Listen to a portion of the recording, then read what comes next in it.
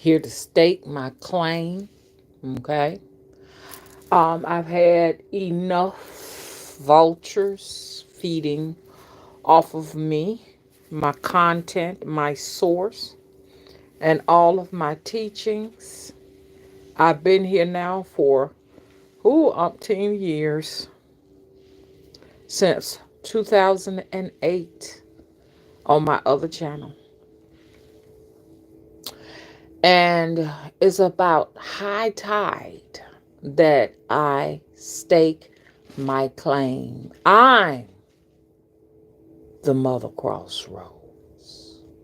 Hello? I came up with that. And I'm not going to be exploited anymore.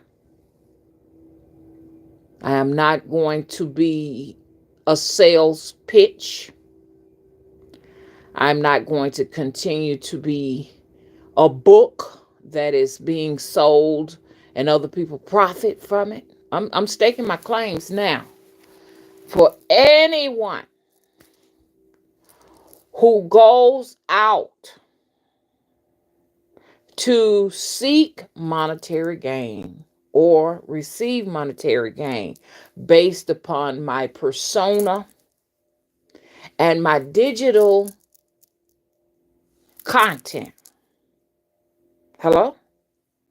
You're going to pay me. If you do not have physical money, that's fine. But you're going to pay me in the sum of energy. I am the Mother Crossroads. I'm staking my claim. I'm the originator of Mother Crossroads. I call on the crossroads. I preside in the crossroads, not necessarily over it. I have the temple of the crossroads. Hello? And so you're going to hear me stake my flag on these uncharted grounds, all y'all, whenever I need to, because I am not going to be one of those dark-skinned people out there throughout history who've originated so much learning, education, knowledge, religions, systems that got no credit for anything, never got patents for any of their work. That's not going to be me. I'm the originator of Mother Crossroads. Y'all always hear me call on it. The reason why I'm saying it now, you got other folks sticking it in their title. Wherever I go, they go. If I worship geese and ducks, they worship geese and ducks. And for a lot of you all, you may think it's petty, but it gets nerve-wracking, especially when you have an individual follow you wherever you go. Refuse to connect to their own source.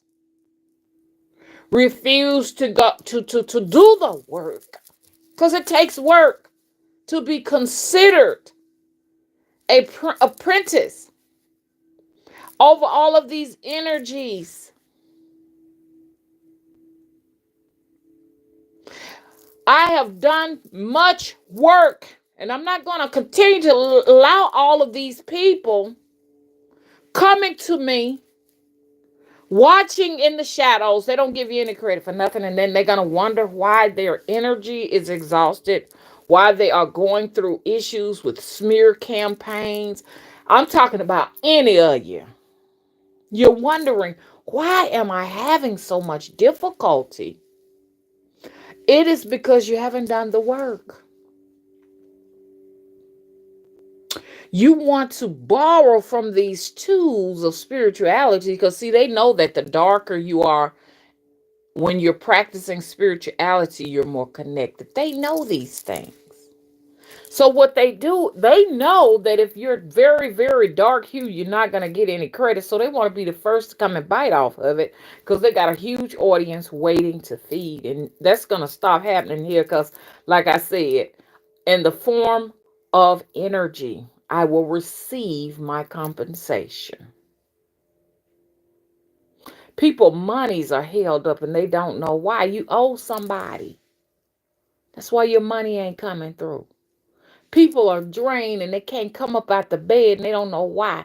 It is because your energy in your physical body is being infused in the people you are stealing from. So I just want to toot my horn and stake my claim. Because there is a person, everything I do, they do it. They say it, it's just like it's getting to be ridiculously impossible to continue on coming out here with this kind of nonsense.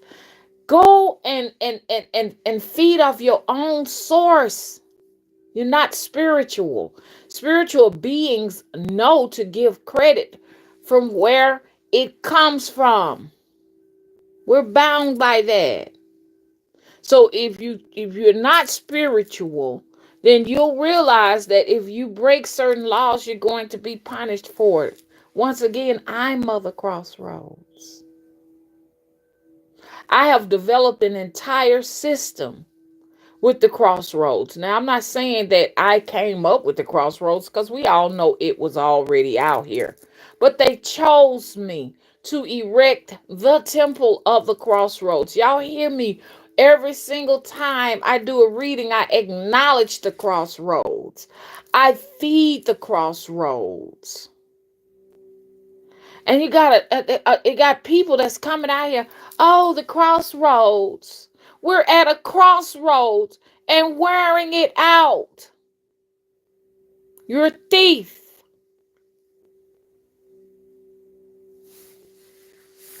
That's theft. Hey, Christopher Everett, the first to the chat. Hello, Nicole. How you doing? Hey, Gail. Thank you for moderating. Hey, Simply Keela.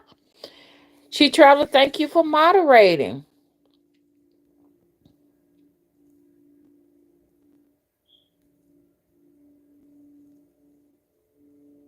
Thank you. Nicole said people love to copy but don't like to do the work.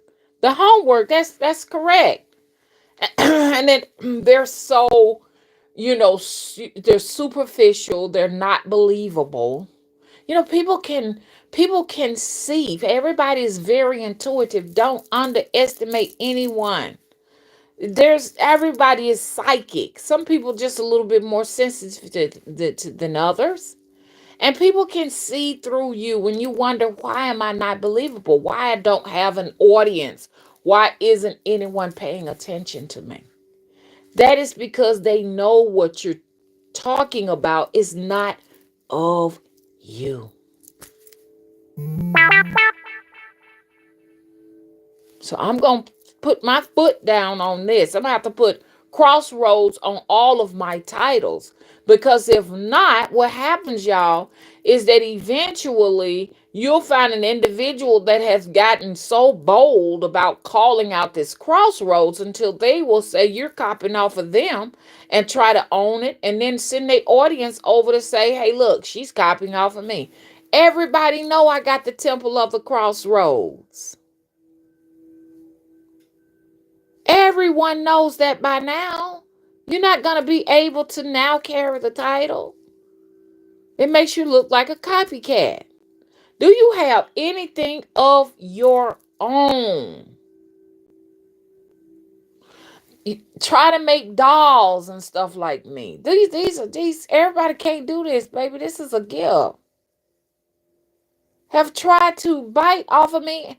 Even got my phone tapped, listen to all my phone conversations when I talk to my clientele and tell them things I'm going to do. I can't even get fast enough over to the channel to share it with you all because they've gone to their channel to share it before me.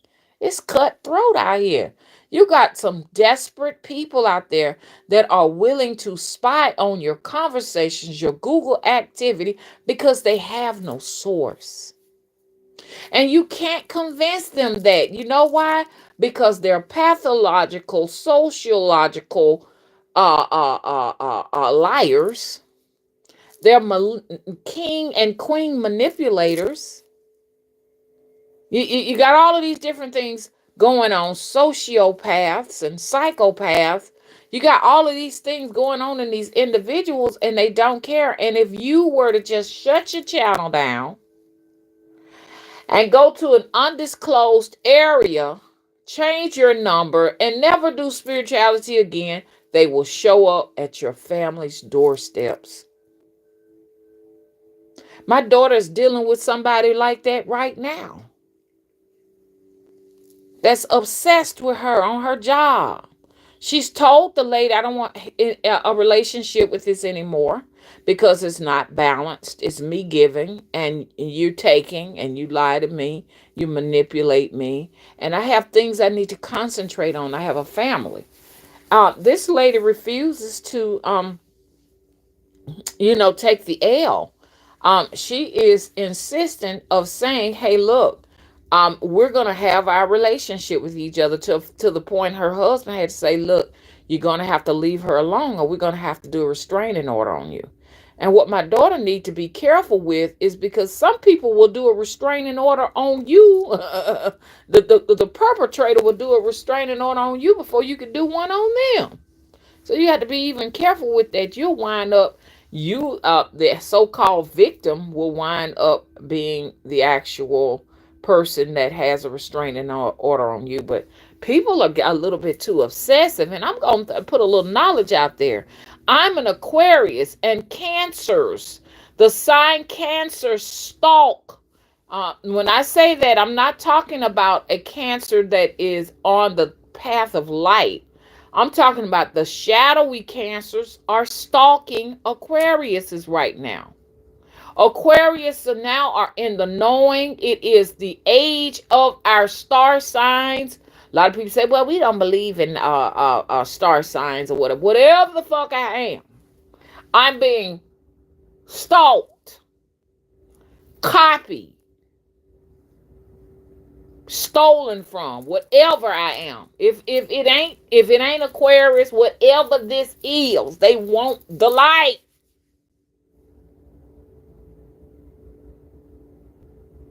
They want the light. They want that pureness, that innocence, that anointing. We talked about angels on our prior video, and the individuals are talking about angels now. They say that they are angels. Can I catch a break? Is it going to take me to have to shut these YouTube channels down and make a private website where anybody can come in there of my people who are here now? And that is coming to that point. Because this knowledge I have is very precious. And people who tarnish everything they touch, you understand? I mean, you're not just going to be keeping on coming up in here taking and not giving any credit. And I'm going to go to cosmic order and make sure that anyone that is stealing and taking from me and not acknowledging where they're getting it from, that they be punished. That their monies be held up. And that's fair. I'm not talking about the people who are incorporating my teachings in their lives to help themselves, you know what I'm saying, in their families. I'm talking about people who are using it and making money. You got some people taking these teachings and making money. No, and this is draining me. No, it's not going to continue to happen. You're going to infuse me with energy. Any of you who are making money, you're going to pay. Because I'm going to tell my gods and my ancestors. I'm talking about the God of my ancestors, okay? I'm talking about them. And you're not going to be able to pray on them, okay? Hello? Because they're going to punish you if you try. Just because I'm more connected, because I'm heavenly melanated, does not mean I am the living fucking source of water. The WELL. You could just come and draw from it Anytime you get thirsty and you ain't got to acknowledge where you got your water from, your life, your light. See, a lot of us are light. And you got these dark-hearted people who've slept with hundreds and hundreds of men that wants to come in and steal your life. No, I'm the mother of the crossroads. Go away. My dog is looking at me. So I'm going to have to exert my authority. So y'all pardon me for a minute. I want to make sure I got crossroads in all of my channels. That was a lot of work I had to do in order to obtain that temple. And then and that house has had many people that lived in it, and it's always been an occultic house, and they chose me because there's no way I should have been able to get that house for $25,000. The temple only cost $25,000. That's because the spirits paid for that so I can get my ass in there.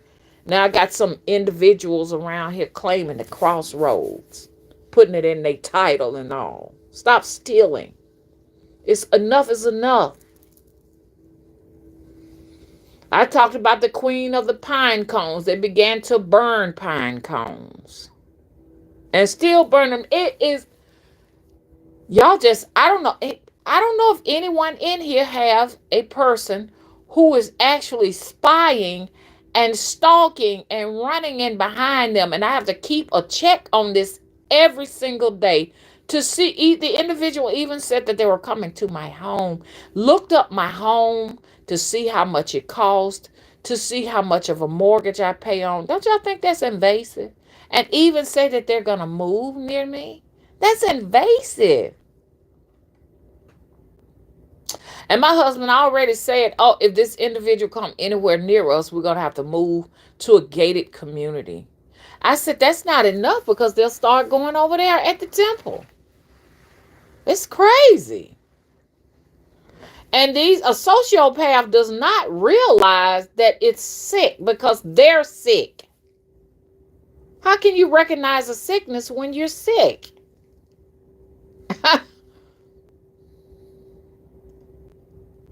So I am going to make sure that I hold on to what I was given. Now I know I'll meet you at the crossroads, you won't be lonely, because I did get that from Bone Thugs in Harmony.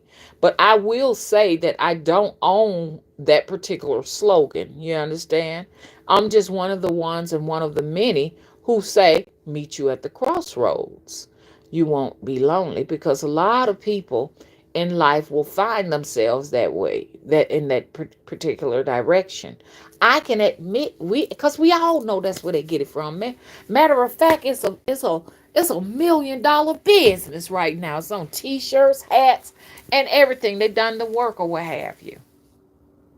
But I'm the temple of the crossroads. They'll soon be using that. These individuals. Come to my temple of the crossroads. Somebody has already done it on me on social media. They took the name and they call themselves the temple of the crossroads. It's crazy. So anyways, I'm the only temple of the crossroads because they gave it to me. I'm the only mother there. They gave it to me. That's why people have to go in and trademark their shit. Got copycats out there.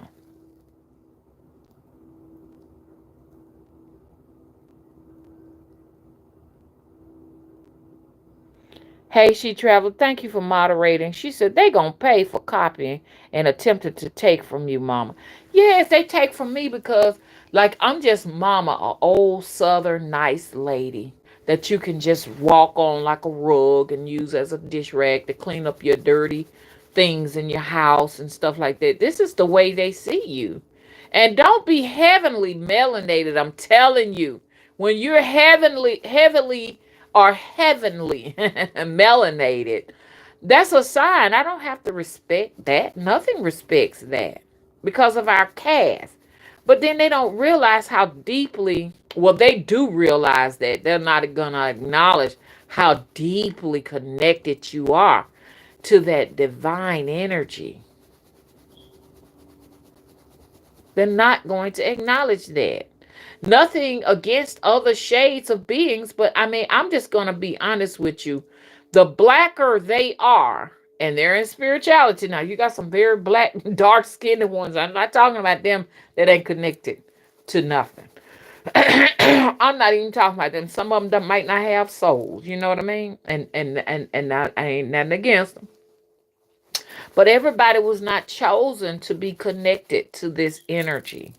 But the people who are chosen to be connected to this energy, I bow down to the blackest of them because I know that I got to fucking bow down. When you start looking at the jet black one, that's God. Huh? And you dare not fuck with them. You can't go over there. I'm finna fuck with these motherfuckers in Nigeria. You understand? I had one heavily melanated one that didn't want me in her chat. All I said was this right here. I was in Africa. And I in Nigeria. I said, oh, wow. I said, they're spraying your skies too. She said, get out of my chat. You're not one of us. And I said, oh, wow. You know, and my lights went out. Those people got powers. They could send across seas. Their spirits are very overprotective of them and their bloodline. They give blood offerings to them. So their spirits take them serious, you know? And you know, you can go into some places and stuff over there and not know what you're getting yourself into and come back over here in a bar. Yes, you can. You become a motherfucking living sacrifice. That's why I say I never go to, and I want to toot my horn. I'm half Nigerian. So I'm very connected. I am 90, what I am, 99, I'm 92% West African. Well, they say that on what you call that thing, ancestry.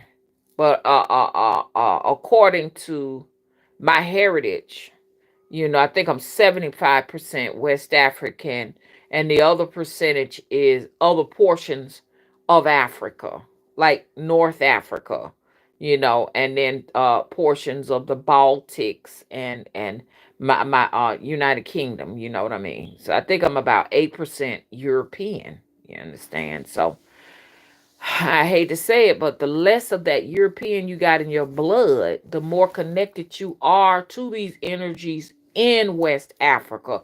But at the end of the day, we got to realize no matter what shade you are, if you white or if you black, we all come out of the great Pangea, which was once Africa. All of it was Africa. It had another name to it, but I'm not sure what the name was. So we all come up out of Eden. Understand? No matter what color you are. So we all are of that oneness of humanity. But I have very little European in me. I think it's 8%. I'm 4% Russian, according to Ancestry, and 4% United Kingdom, London, and all of those things like that. But everything else is Africa. Hello? So I don't mind calling on my African gods because they dwell within me. I'm not going to sit down here and allow nobody to sit down on their ass and wait on me to come up with the next idea so they can go to their goddamn websites and make some goddamn money. It's going to stop today. All of my energy that is taken from me will be compensated to me. And once again, I'm not talking about people who just say, you know, I'm kind of down. I need a way to fix this situation for me and my family, and you want to use my teachings, that's fine. But if you go and decide, you know what, I'm getting ready to start me a website and sell this. I'm finna write some books. I'm gonna sell this. I'm gonna do some screenwriting for movies. I'm gonna sell this. Well, you're going to pay. Don't y'all think that's fair?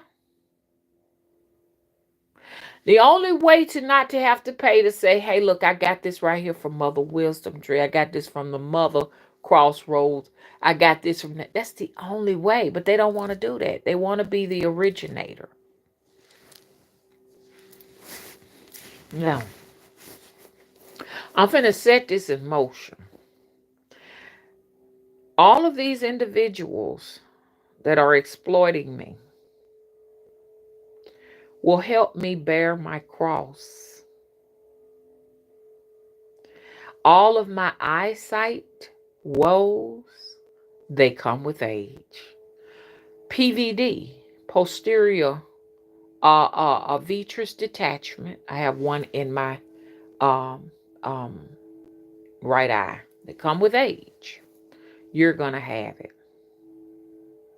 I'm not talking about y'all. I got to straighten this out with my audience who come to support, who may once again, come here. Hey, I really like Mama. I like her teachings and all of that. And you want to incorporate that in your life. I ain't talking about y'all. Y'all understand? I'm talking about these people around here making money off of me. And I'm not, people can say I'm nice, but I ain't that nice, okay? You got to realize at the end of the day that I came here, goddamn witch, and I'm very dark. This darkness got its sting. I know the rose bush is so pretty and it smells so good, but it also has thorns. I know that cactus so pretty, but like, oh, look how pretty. And it got flowers on them, yellow, pink, red flowers on them. But you get too close, you're going to get stung. Because that basically means leave me the fuck alone. Appreciate me from a goddamn distance. All of the eye woes in my eyes is going to heal because those people who are stealing from me, they're going to bear that cross for me. And a lot of what I got going on with my eyes, not only is from age, but also from DNA. It is, I'm predisposed to these things because on my mother's side, they have these type of eye conditions. Well, I'm not gonna be worrying about it no more because you're gonna be carrying some of that load for me. Thank you. Any kind of back trouble I have had, because I've worked in nursing, you understand, for quite a few years till I worked my back out. I'm almost 60. And I know it's some folks almost 60 or 60 that don't have back trouble, but this one right here does. Any nurse who worked nursing that is around my age, and some of them younger, have issues with their back because we have given a lot to the healthcare system, and I don't mind what I gave because shit, one day I might need it. So never bash healthcare workers. Don't bash the nursing assistant because she does the most of the work, and the kinder she is, the kinder she will be to you and your fucking loved ones. Don't bash the nurses unless they ain't doing right. They ain't doing their job. That's a different story. Don't bash the doctors unless they ain't doing what they supposed to do. You understand? Like, but you got good doctors and you got good nurses out there, anesthesiologists or whatever. Salute your dentist. Salute. Hello? So you can have some of these back issues, spondylitis and shit. You can have that shit. Dislocated disc. You can have that. Oh yes, I got these problems. I got dislocated disc, bone on fucking bone. Cause I've also been in a car accident in my early 30s. A lot of that I deal with on a daily basis. The pain. You gonna tear it at. You got crossroads all in your title thinking you're going to steal from me. You're going to steal it. You're going to start having my health problems. So I'm going to make helpers and elves. Hello? And aids. AIDS, not the AIDS, but I'm talking about AIDS like helpers. I'm going to make that out of you. You're gonna help me bear this fucking cross. A lot of people sick and don't even damn know why. I know why I have these back issues. I know why I got these eye issues. I inherited back issues, car accident, occupational. You gonna have them. You gonna be like, what happened to me? Hello. So I want to put my flag down on these uncharted grounds. Me being a trailblazer, a maverick and shit. I want to put my stake my shed. Hello? You're not going to continue to run over me. You know? And your money is my money. Huh? Whatever in your bank is mine. Y'all, I hear that sound? Them chime. Damn, I hear him again, y'all. Out that window.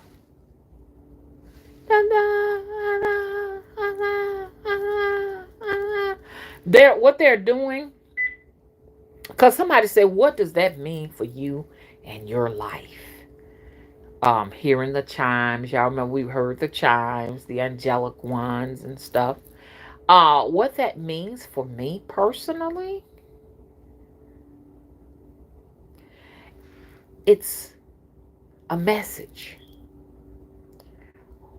If you hear it, it's a message for you all. They're messengers. What are those messages? Those messages can include spiritual gifts, spiritual knowledge and spiritual wisdom, and also other talents. And I want to concentrate on these things and dive deep into them so that we can all have our own personal practices and studies here in our chat room, which is getting to the point. This situation is going to have to go into a private area where I may have to just talk on WhatsApp where I can get fucking privacy.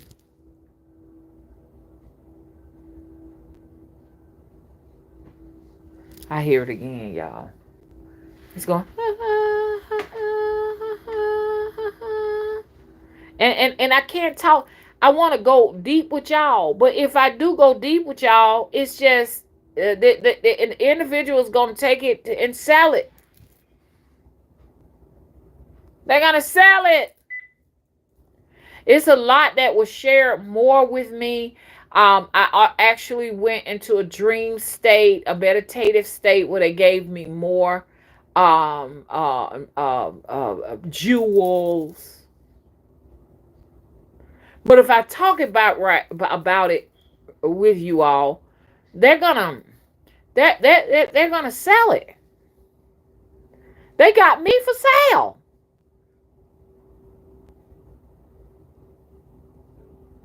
I'm a pack of cigarettes. I'm marijuana. I'm sex. I'm pleasure. I'm a shakaroni. A box of fried chicken. Just something to get by for the individual. Another night in the hotel. Okay, be safe. Love you. That's what it is. That's all I am. The next get by. Using and exploiting my teachings as a fucking side hustle. And I'm going to send my spirits out to regulate a measure for a measure. And I mean it. It's going to work. It's going to work. I'm going to get my compensation. How come y'all think I've been up? I've been up. I've been on the front porch. I'm on my way to the front porch in a little bit. I'm going to get up. I'm finna take my bath. And I'm going to cook me some breakfast. And I'm getting right back out there. It's real cold. So I'm going to have to be wrapped up real good. Get back on that porch. To tell my fucking stories. And y'all, them videos y'all saw of that lady is Auntie. Y'all know Auntie. Y'all seen Auntie in my videos. Press 1 if y'all seen Auntie in my videos. Hey, the real Mrs. Scott. How you doing? Hey, Boogie Man. How you doing? Hey, Renee, Secret Garden, where you been?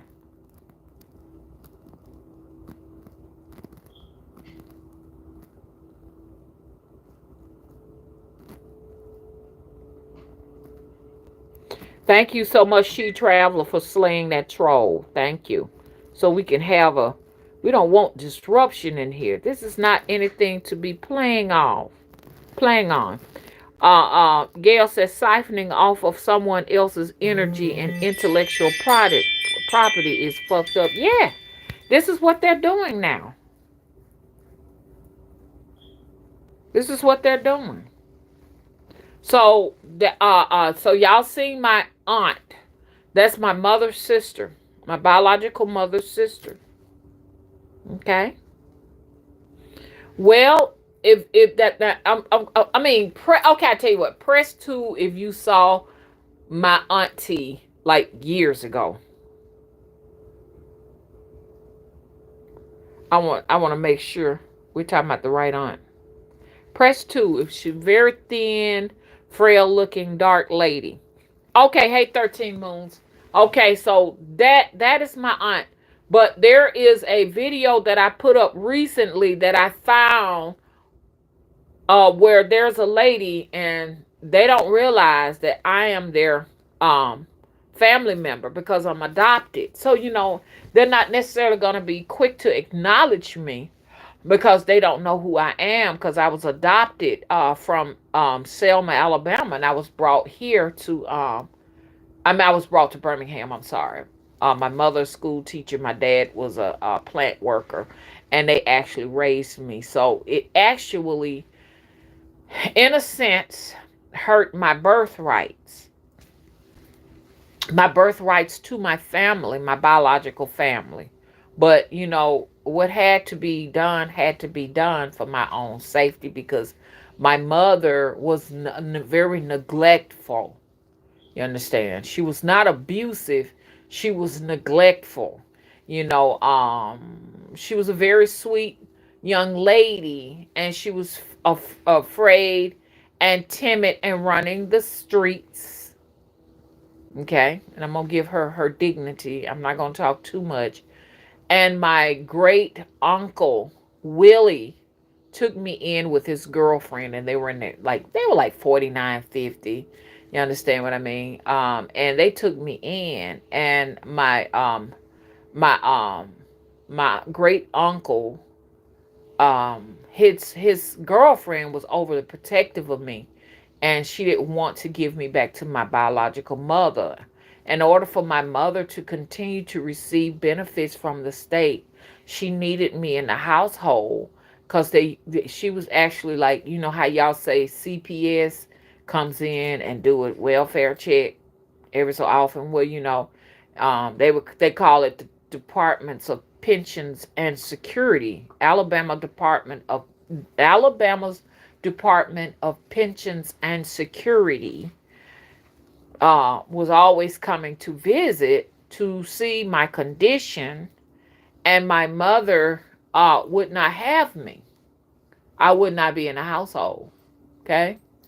And to be honest with you, the reason why my mother never had me in the household is because she said my biological father wouldn't give her monies. Now, this is what she said when I was grown. But would give the other two girls monies, but not give me money. So she went to the state of Alabama to get monies for me. And in order for her, and this is what she said, and this is true, in order for her to get the monies, the Alabama Pensions and Security say, we're her father. Okay? So if you look on there on my birth certificate, it will say that my mother is my mother. It has her name on there, but my father's name is Alabama Pensions and Security. So they would come in and check me, and I would never be there. I was with Paul, Willie, and Pick.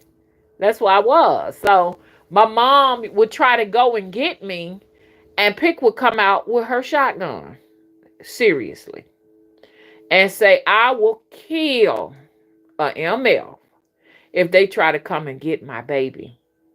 Okay? So this is how she wanted me to have a good life. She was an older lady. And she wanted me to have a good life. And it held the glue between the two of them, my uncle and my mom. And so finally they said, that baby is not in here. The next time you're going to jail, you're going to take us to the baby. So those same men, those same police officers, those cops that beat those people bloody Sunday. Look that up on the bridge, Edmonds Pettis Bridge, Bloody Sunday. We're the same men that came and jerked me out of my mother's arm. So they all came with my social worker. I had a assigned social worker that came to visit me. They all came, and I was still not there. So they put my mother in the car. I was in Lowndes County at the time. They put me and my mama in the car, and they took her down there with my with some other family members. I tell you what. Press one if you're interested in the story. I'm gonna go to the state of Montgomery. I'm gonna go to the capital of Montgomery, Montgomery capital. I'm sorry. I'm gonna pull them records and read them verbatim to you all, so y'all know I ain't lying. Because there's another thing. They're going around. People are going around requoting my story, saying that they're adopted, and giving the same account.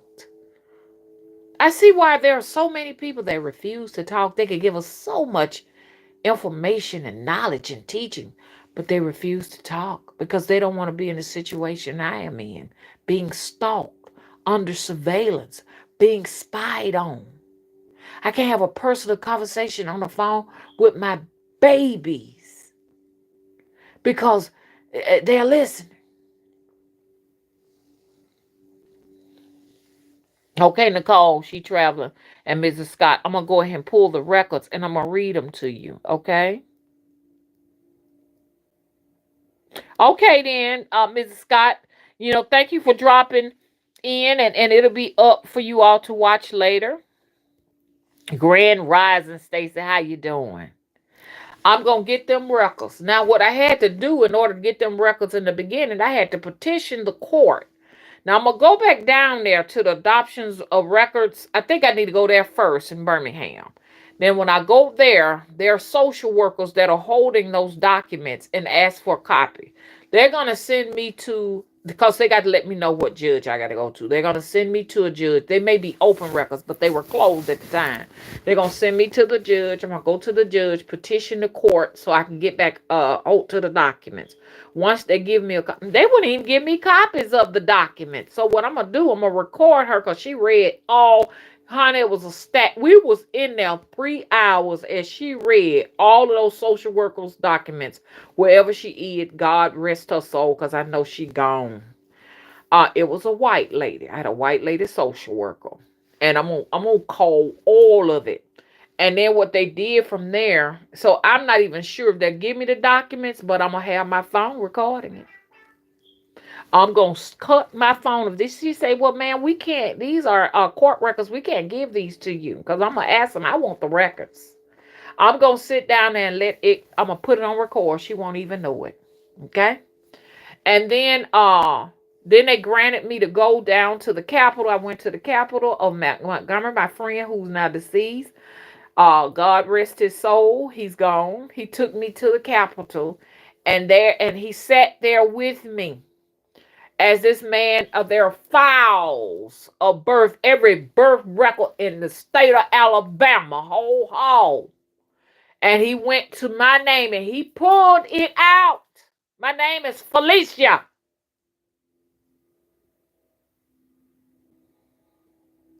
I am Felicia.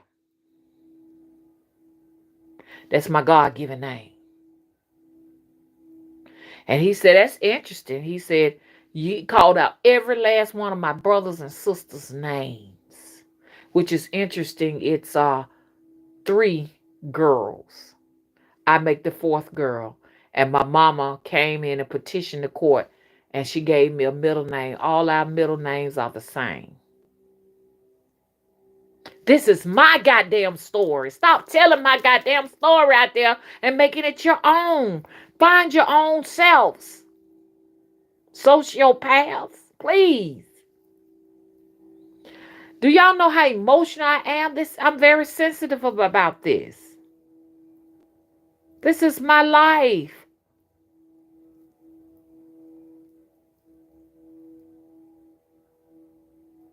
Could you all imagine you coming out to public to help other people and to just talk and tell the world your story, and then if somebody else grab it and they either making a book out of it or pretending like it was their lives? That's weird.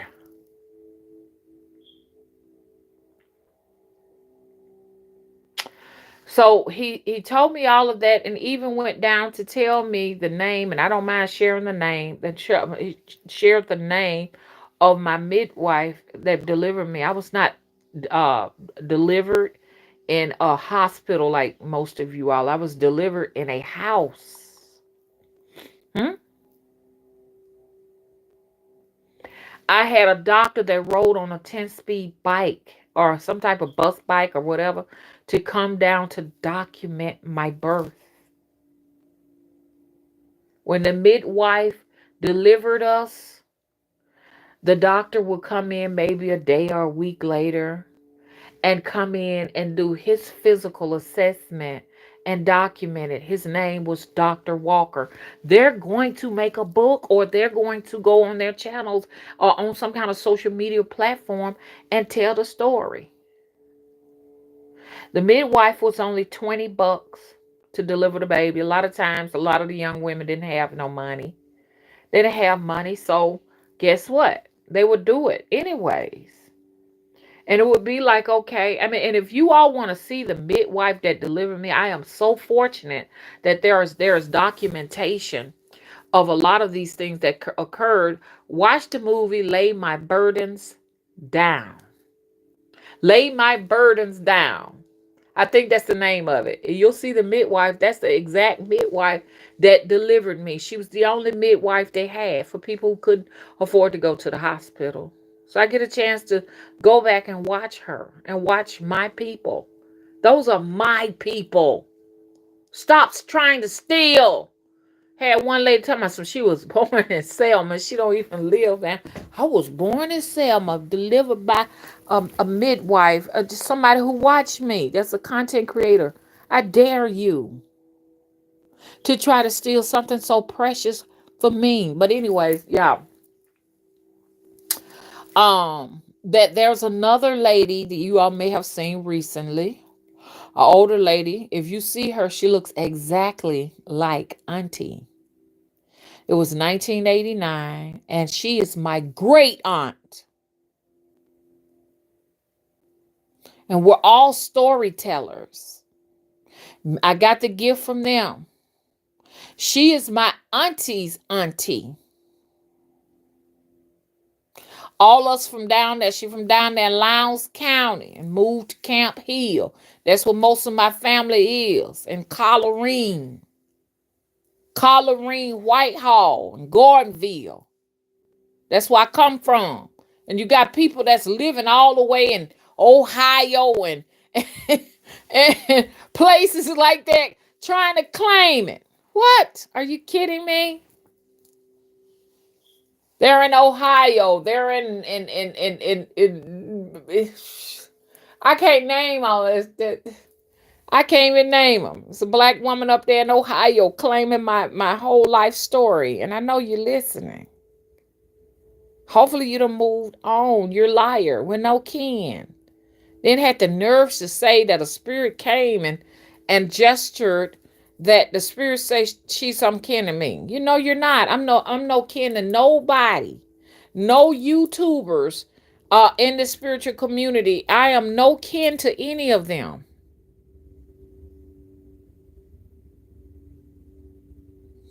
Now, people who are from Alabama who say, okay, I got family members from Alabama, there is a chance, hey, who knows, we may be some kin, because, you know, the old saying goes, all Alabamans are related. You know, that little old tale they tell on us all the time, you know. So, yeah, stop lying. I'm the mother of the crossroads, not you. Don't even think you gonna come in and fill this motherfucking space because your feet ain't big enough to fill these goddamn shoes. Huh?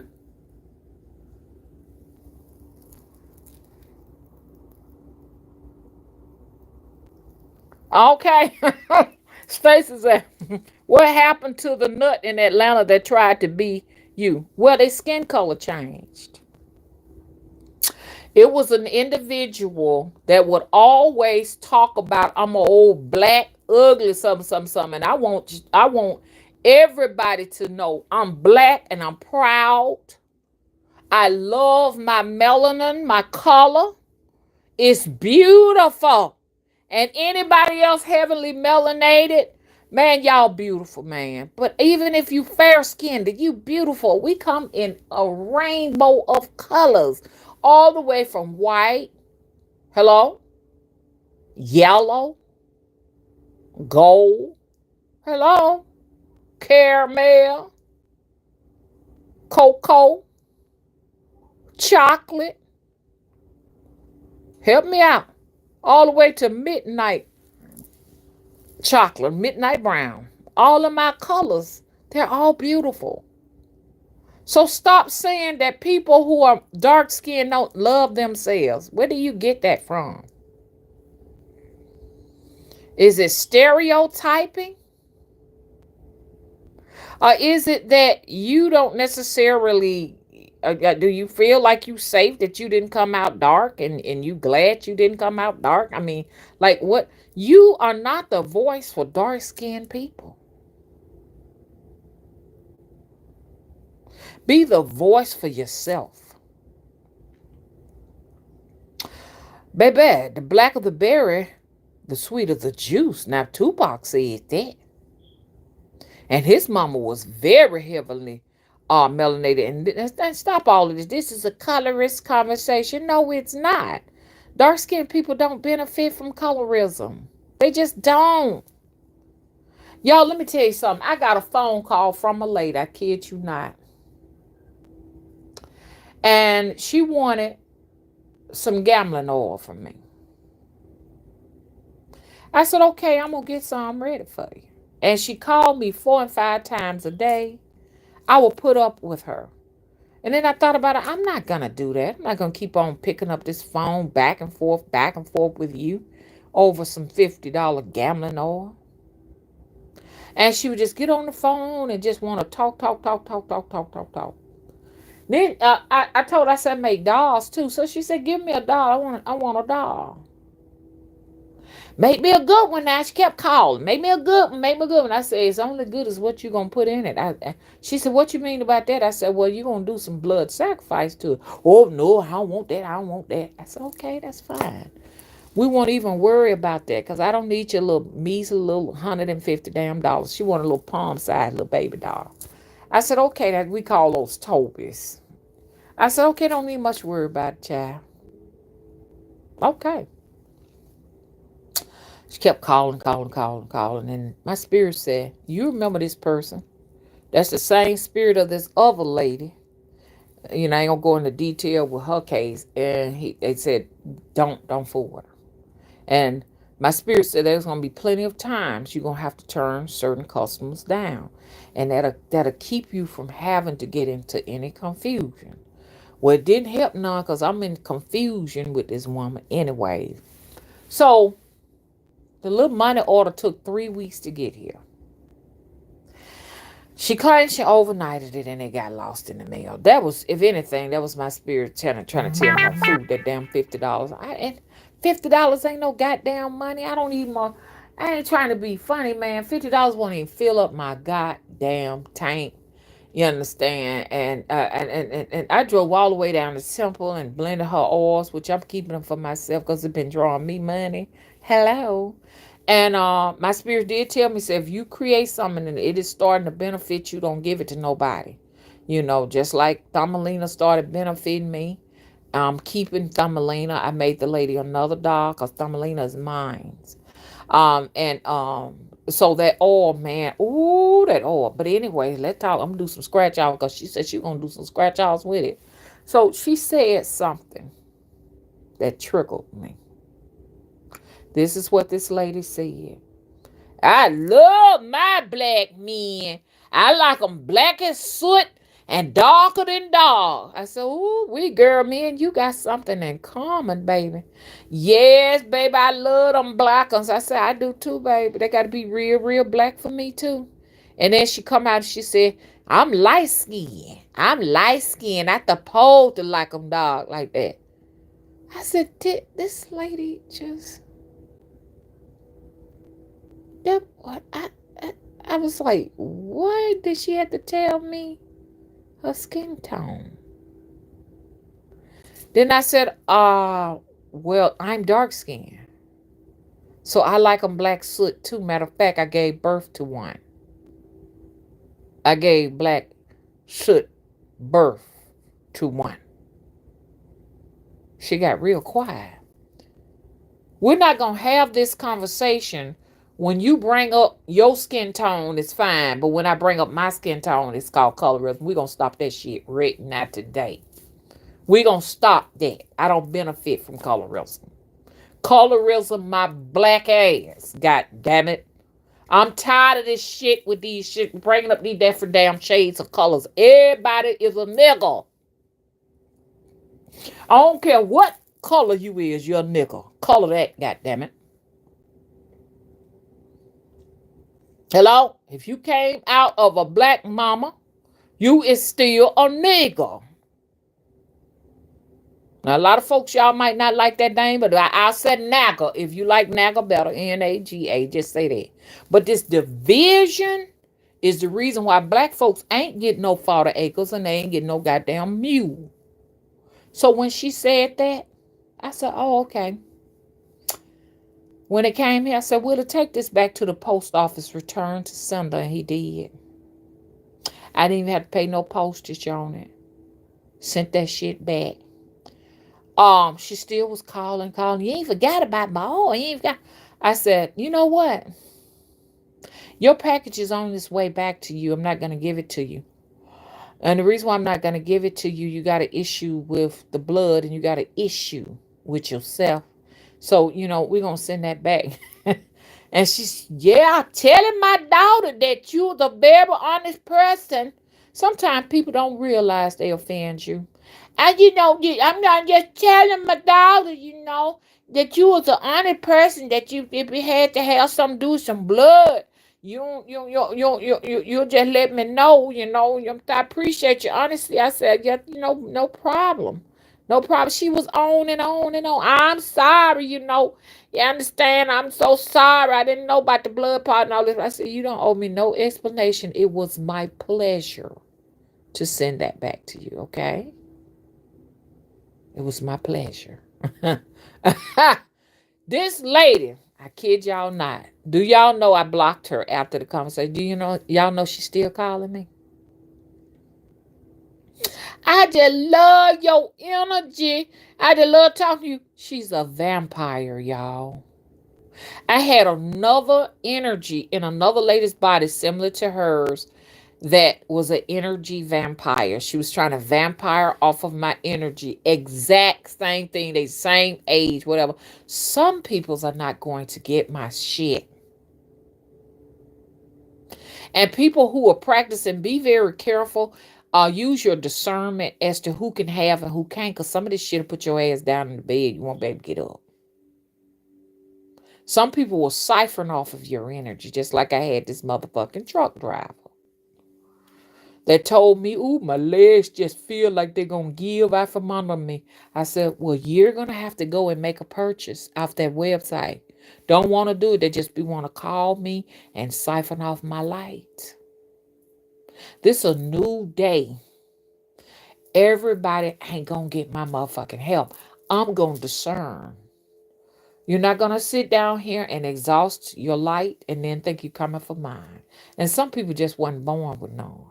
Because didn't nobody infuse nothing in them. Because they already knew that they were damned the moment they came from the womb. You're not going to come and steal from me. I had a vampire try to steal from me. It went on for a whole goddamn year. Yeah, we told y'all about the vampire story and stuff. But that shit real. People try to steal your motherfucking energy, like, and have you around here laying in a tomb, goddamn it, with your arms crossed around your chest. No, ma'am. No, sir. You ain't getting mine. So, anyways, I'm glad to be done with her, but she's still calling. Because you know how when you block somebody, you see that little blue circle with that little band sign in there? It's still popping up on my. What do she want?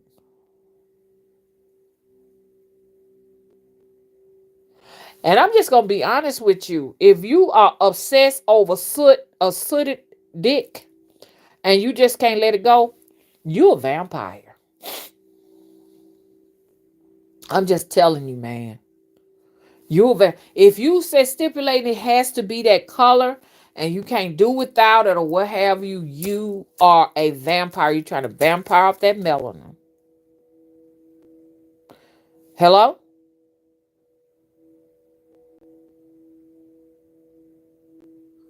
And you need to go and get you some help. You need to go out in nature. I hear that little sound again, that little. I hear that again. I keep hearing that, y'all. And I've been getting a lot of light presentation coming in with a light, like lights and stuff coming up. It's following me everywhere I go. And then an individual said that there was an angel. They saw my video and claim an angel now. So get ready. Y'all gonna hear a lot of stories on angels and their angelic visitations. I think it's deeper than they're just angels. I just really believe that they're angelic, ethereal beings, celestials. That's what they are. They're not just angel. That's just the explanation for it. Oh, just an angel. They're made of plasma, you know. They're just purity light energies. They're light beings. That's what they are in the heavens. They live in the realms of the light beings where it's everything is pure, and every so often some of them get kicked out. This is when you see your asteroids. It's just an angel, a fallen angel, when you see asteroids that fall down or what have you. And some of them actually die. Yes, they can lose their light and they can die. There's so many of them, but they have so many different names and stuff. Do your investigation. I can't necessarily bring it all to you, but there are some individuals that want to exploit it, that want me to do the homework. Hello? Do you see? Like Nicole said, they want me to sit down and pick it up and talk about it in layman terms so they can understand it and they can go from there. I'm not going to keep doing that without getting paid. I'm going to get paid from here on out. And I already told you how I'm going to get paid. Every ache in my body shall be yours. So I can be ache free and I can continue to do my work. Hello? So that I can help my wonderful people over here. How about that? Isn't that fair? Press 5 if that's a fair exchange. I think it's fair. All I need is 1 5. That's it. Give me 5, goddammit. Woo, child. Give me 5. They be trying to laugh like me, y'all. They be trying to sing and adopt my singing voice and try to sing like. I'm like, what is that? Wait a minute, that sound like me. Did you? Did they just say that? They said it exactly like I would say it. That's my lingo and my jargon. What? It's weird. Bunch of social psychopaths. I attract a lot of them. But a lot of people will say, okay, you are what you attract. The universe gives you who you are. I like the way this other lady said it. She said, no, that's not true. She said, you are what you entertain. Because just because the universe give it to you, you don't have to fucking get down with that shit. Because she said every goddamn thing wants the light.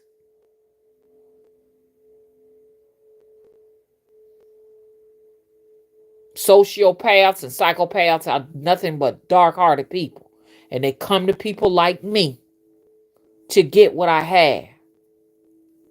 The light. I'm the goddamn lighthouse.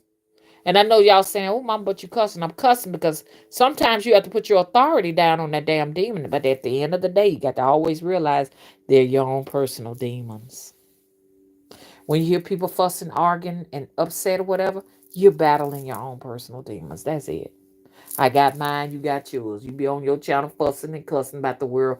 It's your shit. Nobody else's. But I am, when it comes to my intellectual property, I'm going to put my foot down on that. I don't care who demon that is. I've invested a lot of time into this.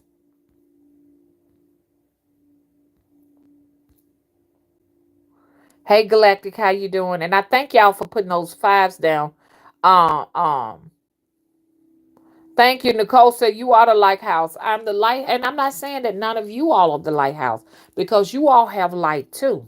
It just depends. I can't say everybody's the lighthouse because some people may not necessarily feel like they're the lighthouse. They may feel like they need the light.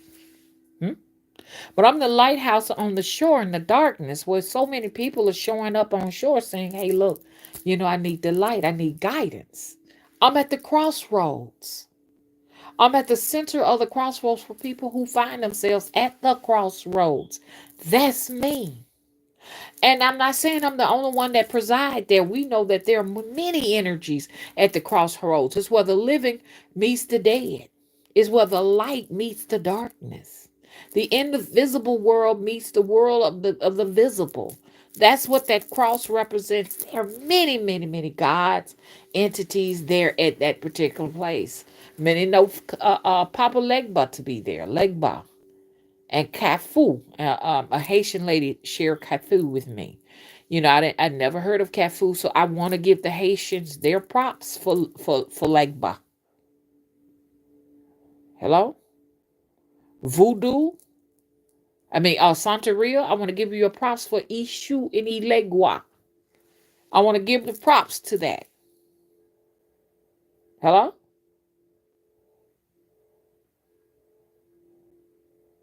That's what I want to do because I want it for myself.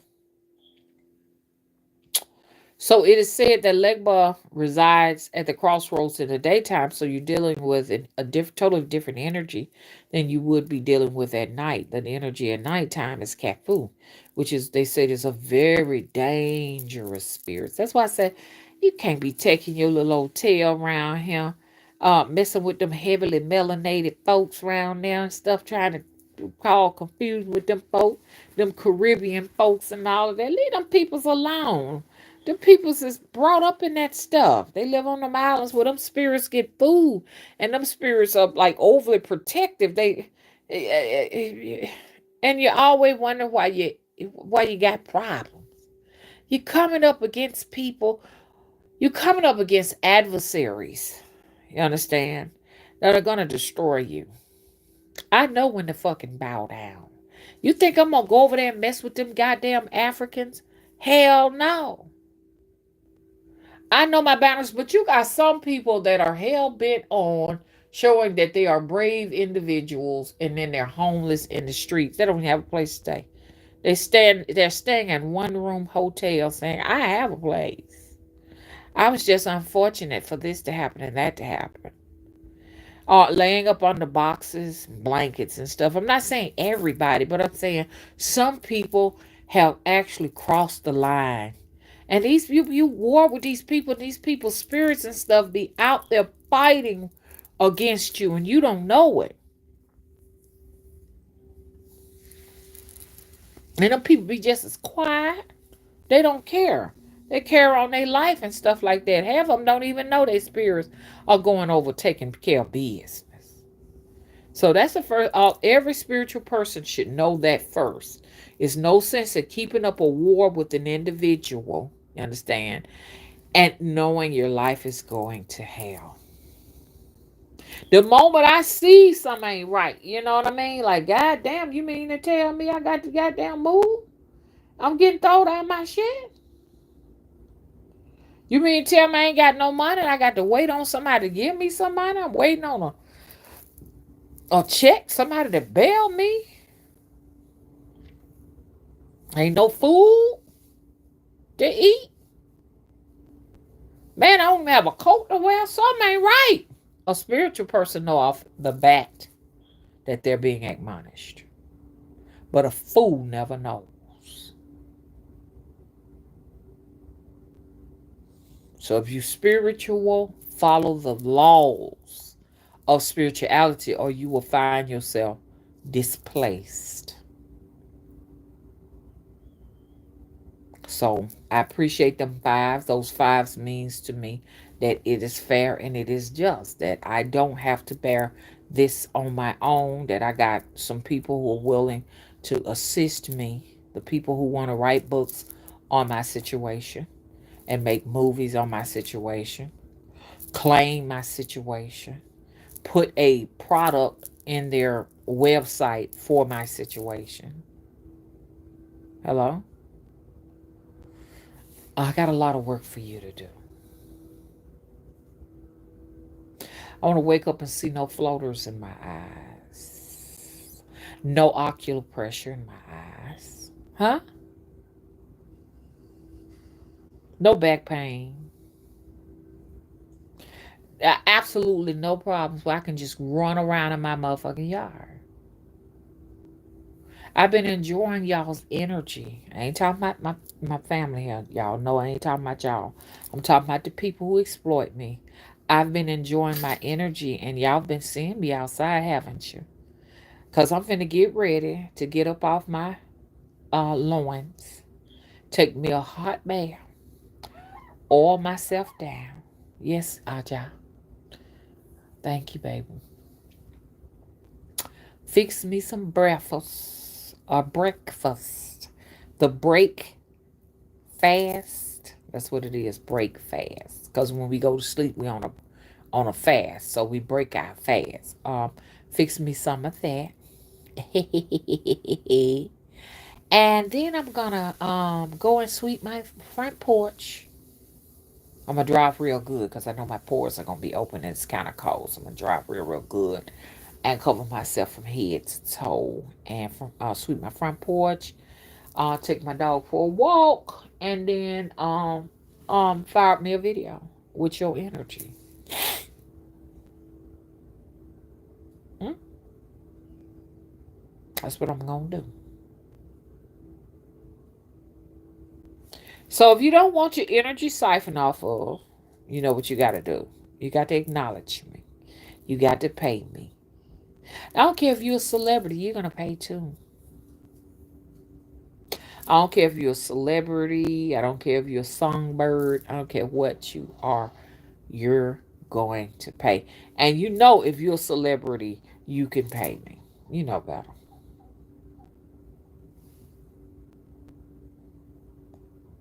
Y'all hear Aja over there? Aja. Aja. Are you sitting up on top of your toy? She's got a hanging toy and she's hanging on it. I ain't never seen her do that before. I'm gonna buy you another hanging toy for Christmas, okay? You trying to ring that bell, girl? I say birds are messengers too. I call them the angels. They're the physical angels and messengers. But what I just got through talking about. So yeah, you got y'all come on get busy. Now people who know better, they're gonna be like, let me leave this lady alone. Some of them are gonna compensate. They don't know it. They don't know they're gonna compensate. And some of them just gonna keep on. But these are your sociopaths. Just like I told you, my daughter has a lot of light. My daughter is very angelic. She's a very angelical being. And to talk to her is to talk to an angel. She's a very, I mean, it's just crazy. Even when she was a baby, she was a little baby angel. And she used to get upset with me because I would put a lot on her, she said. And she was the oldest girl, so by the fact that she was wise beyond her years, I would just like, delegate her the authority over my other kids.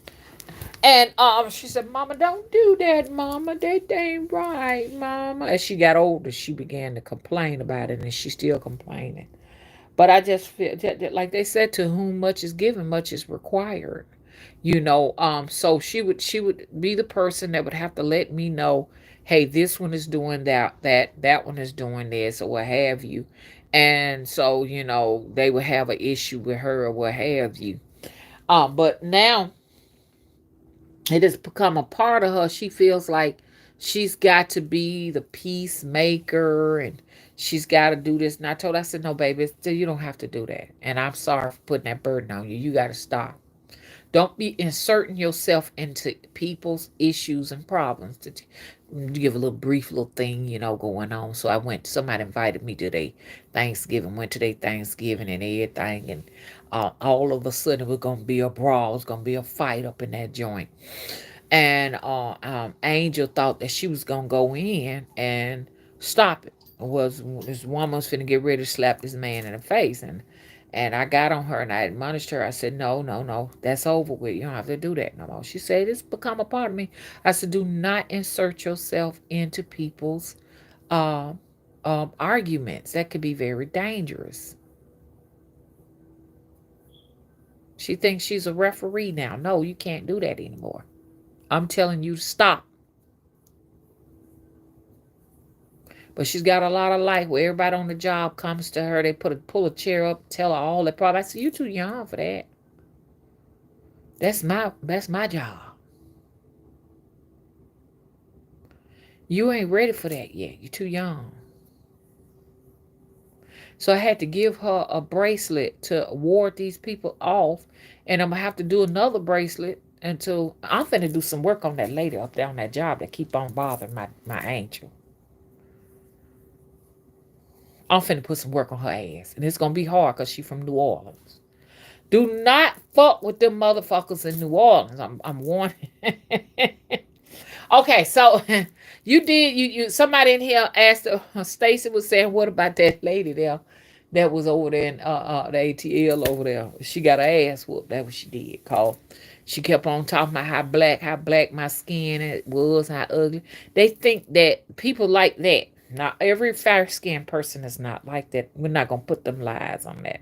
But you got one or two like that. Or may be more. I'm not here to count. But you got some that'll call you a black ass. And y'all know I ain't lying. This lady kept on calling me a black ass, and James Brown and all that. She just kept on. Danny Glover and Bill Cosby. She would just call me all these different names. Well, of course, I didn't care. I didn't do anything about it because Bill Cosby looks like my uncles. Danny Glovers look like my uncles. They look like family members, and I don't care what race you are. If you're female, you're going to look like your male counterparts in your family. It's a bloodline thing, but it was supposed to be a joke. You understand what I mean? Because I'm dark skinned and they're dark skinned. I look like them and I don't look like a woman. How come I can't look like Cicely Tyson? Hello? How come I can't look like these other beautiful? How come I can't look like Esther Roll? Beautiful lady. Beautiful. A lot of those are my role models. Hmm? But she preferred to choose a man. It's okay. It's okay. Because I let it go on for 10 years. And finally, a measure for a measure occurred. And she looks just like me. Dark skin. We look like somebody said, look at this. Y'all look like sisters. I said, we sure do. Spirits punished her. Now she's got to put on heavy, heavy, heavy fair skin makeup. God damn it, she's got to put on that goddamn Maybelline, goddamn it. The original Maybelline to cover that shit up. And anybody who continuously call me a black ass this and a black ass that and a black ass and a black ass, your skin gonna turn very, very, very dark to teach your ass a lesson. And if there's any dark skinned people out there that are talking about fair skinned people, you're pale this, you pale that, you're gonna wind up with vitiligo. So we're gonna be fair. We're gonna stop talking about these different shades of these different people because that's what old master want us to do. He started this in the cabin days. Hello? We got to end this. Because we ain't gonna be able to get nowhere with this shit.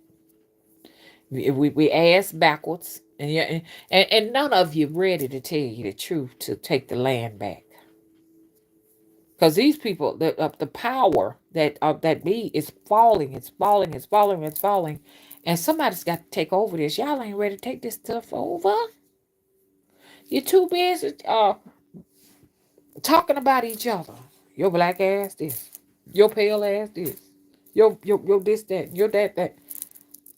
Y'all ain't ready to go nowhere.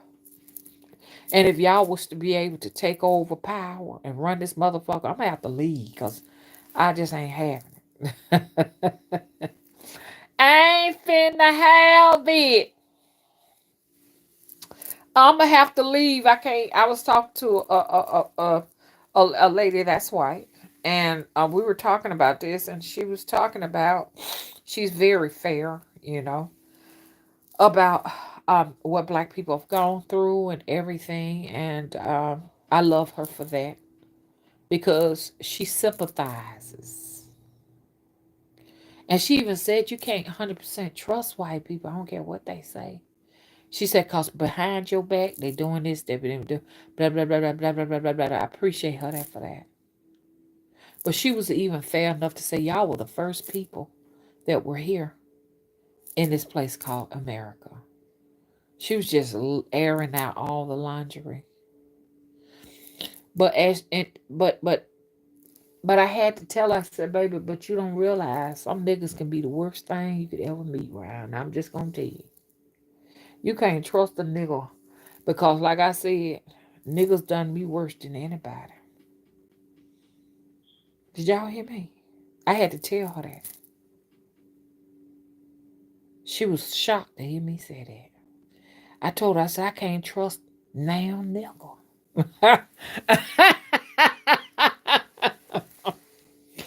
Oh, Lord. And I told her sometimes the blacker they are, the more treacherous they can be. And then Mr. Wood came in. No, it's the opposite way around. I said, tomatoes. I don't give a damn. Niggas can be your worst nightmare. Do you hear me? And I'm off of that. Boogie Man said facts. Hello? The worst thing that happened to me, a nickel done it to me. Did y'all hear me? A nigga done it to me. So, y'all better be careful around here. Talking about some y'all want niggas to run a country, goddammit. Y'all see what be happening over there in Haiti.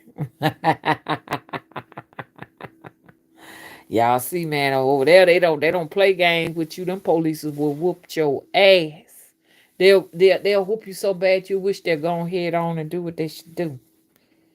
You know what I'm trying to say? They believe in punishing you. And I saw that too over there in Nigeria. They tend to do that too. These black police officers, especially them real heavily melanated. Ooh, God and the devil all at once.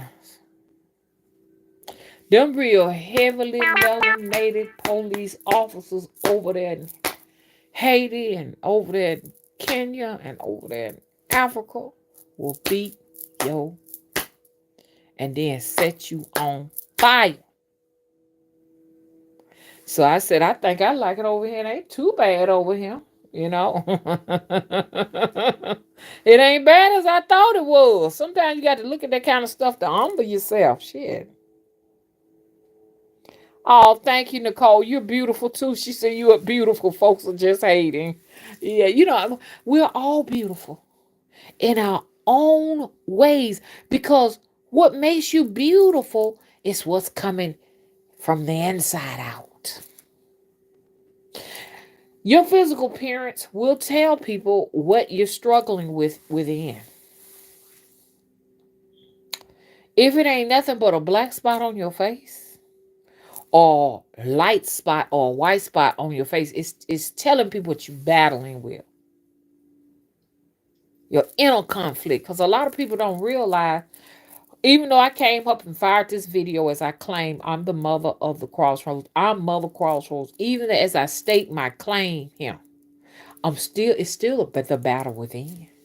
Because I'm aware of it, it's a demon. It's my own demons. But some people can become possessed by your own demons and make your life a living nightmare. But I'm also aware of the fact that I know I can turn this around and let the universe know I'm going to use this to my advantage. Anybody who exploits me will be feeling some of this in pain over here. All this back pain. And I don't take medication for my back pain. I deal with it.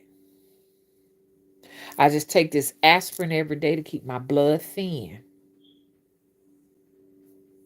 Take it on a daily basis. I've been taking them for now since 2018. Hello? But I don't take narcotics for my pain. It ain't easy to get your hands on that no way. You got to be almost on your deathbed just to get some of that. And that's when they want to give you morphine, and morphine will take you out of here. Morphine, or putting morphine in somebody is just like you may as well be injecting in their body some what you call that stuff to put people out. You know, it's almost like a lethal injection. Y'all don't realize how dangerous morphine is. My daughter, she's a registered nurse, and she pushes morphine. And she said, you just don't know, Mama, how many times we have to go back and check and check and check and check and check. You know, because if you got a child, you make a mistake and inject too much, an adult size amount of morphine in a child, well, they're gone. Unless you can counteract it. There's an anti a venom or something called Norcaine that will bring people back. And you always got to have that stuff, close by, Norcaine, when you messing with that stuff. Now, I was not able to inject that, you know what I mean? I'm just gonna be honest with y'all. I'm an LPN. So, so LPNs, we couldn't administer uh morphine unless it was like a liquid morphine or a some other type, we could put the patches on or what have you. But when it came into like pushing morphine in an IV, only registered nurses, doctors, people who are higher up on the hierarchy are able to do that. But I'm gonna be honest with you, I know this. I mean, I can't prove it because it's not my business and I don't want to open up no cases from long ago, but I know for sure. We had a lot of new nurses that would come up, registered nurses that would come up on the floor. And only they can administer blood. LPNs cannot administer blood. We know how to do it, but we can't. By law we can't. I mean, matter of fact, when the new nurses would come up, I knew how to go. I would tell them the blood products. You do this, you do that. I knew all the protocols and stuff, taking the temperatures before, the vital signs before. I would pick the blood up from the pharmacy and be nice and warm, a cold. I forgot. And I would bring it up and I could tell them exactly. I mean, these nurses didn't even know how to do it. I would tell them, you put this here. You want to have your normal saline going here. You want to have this, that, other. And I will help her to feed it. Registered nurses feed it into the pump and regulate the drip on the pump. You know what I mean? I was a serious get down motherfucking goddamn nurse. Even would suggest to the doctors what we needed to goddamn do. Now, some doctors would listen, but some felt like LPNs, we didn't have enough sense. Let's just like, But anyways, I want to talk about this story about this man. He had just came out of nursing school. He was a registered nurse.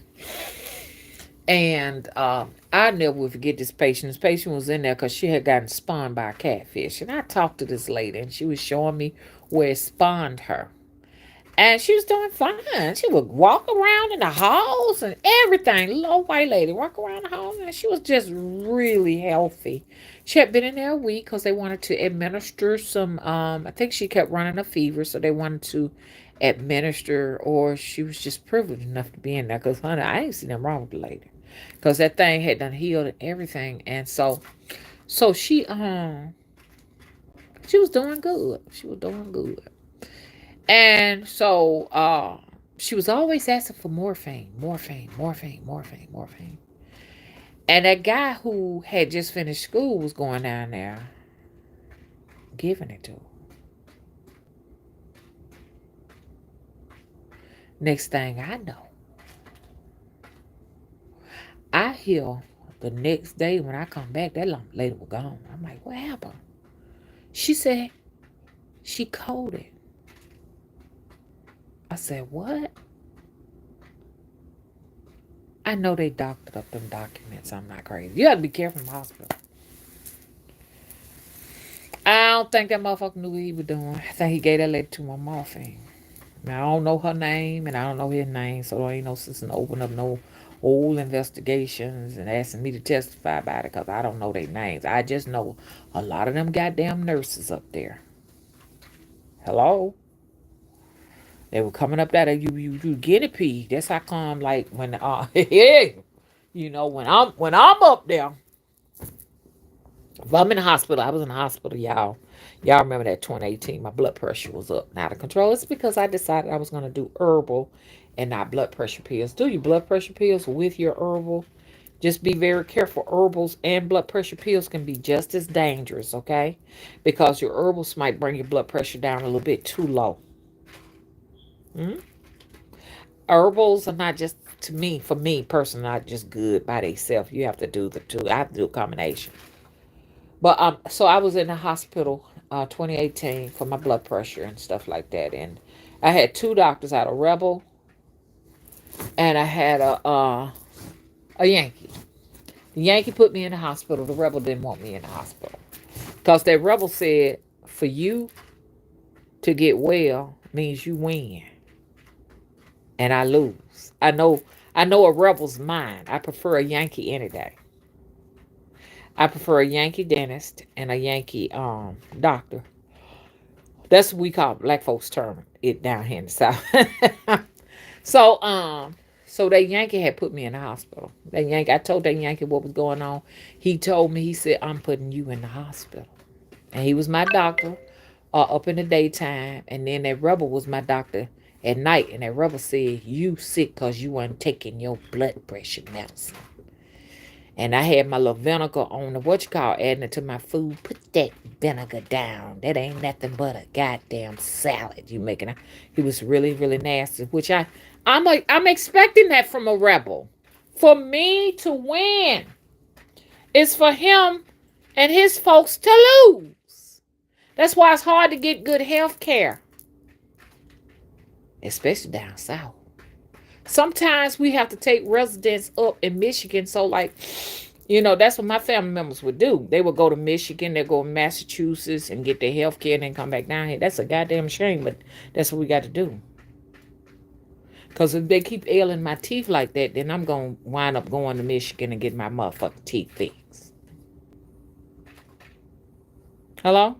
I set up residents there for like 30 days, 90 days, and stuff like that so I can utilize the healthcare system. But it's bad getting healthcare down south, y'all. I ain't lying. But when I was in that hospital, I did not fucking sleep. When somebody came to give me anything, I would wait to see it.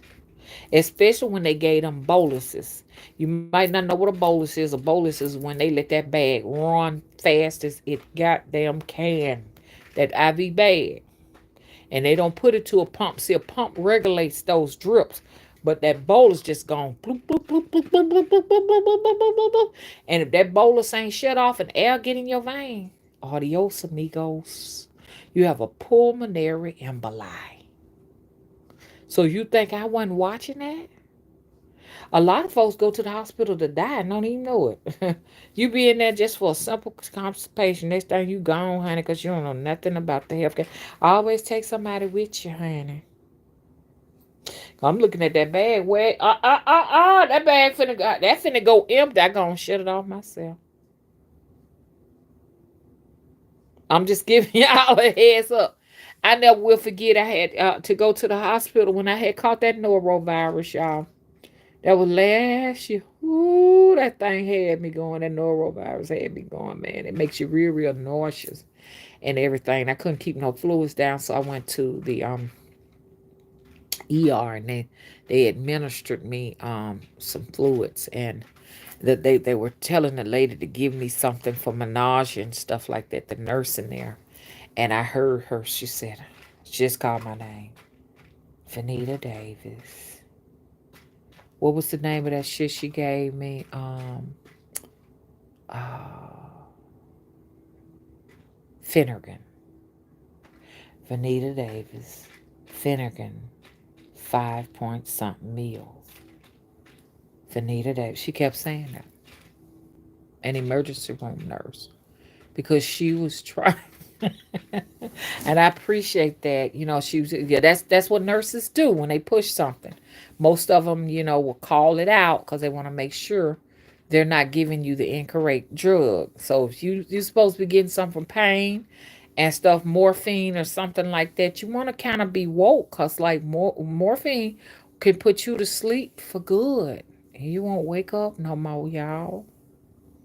And that's some very scary looking stuff. I remember my mom was given morphine for pain her last days here to control the pain, and she had it'll get her to a point when that cancer takes over, they can't you can't really administer anything to them orally, because they're like organs. Their internal organs are just gone, and it can't digest food. The stomach just stop processing food, and especially if you go for so long without eating and drinking, your body, your stomach, your digestive system loses the ability to be able to process food, like I said.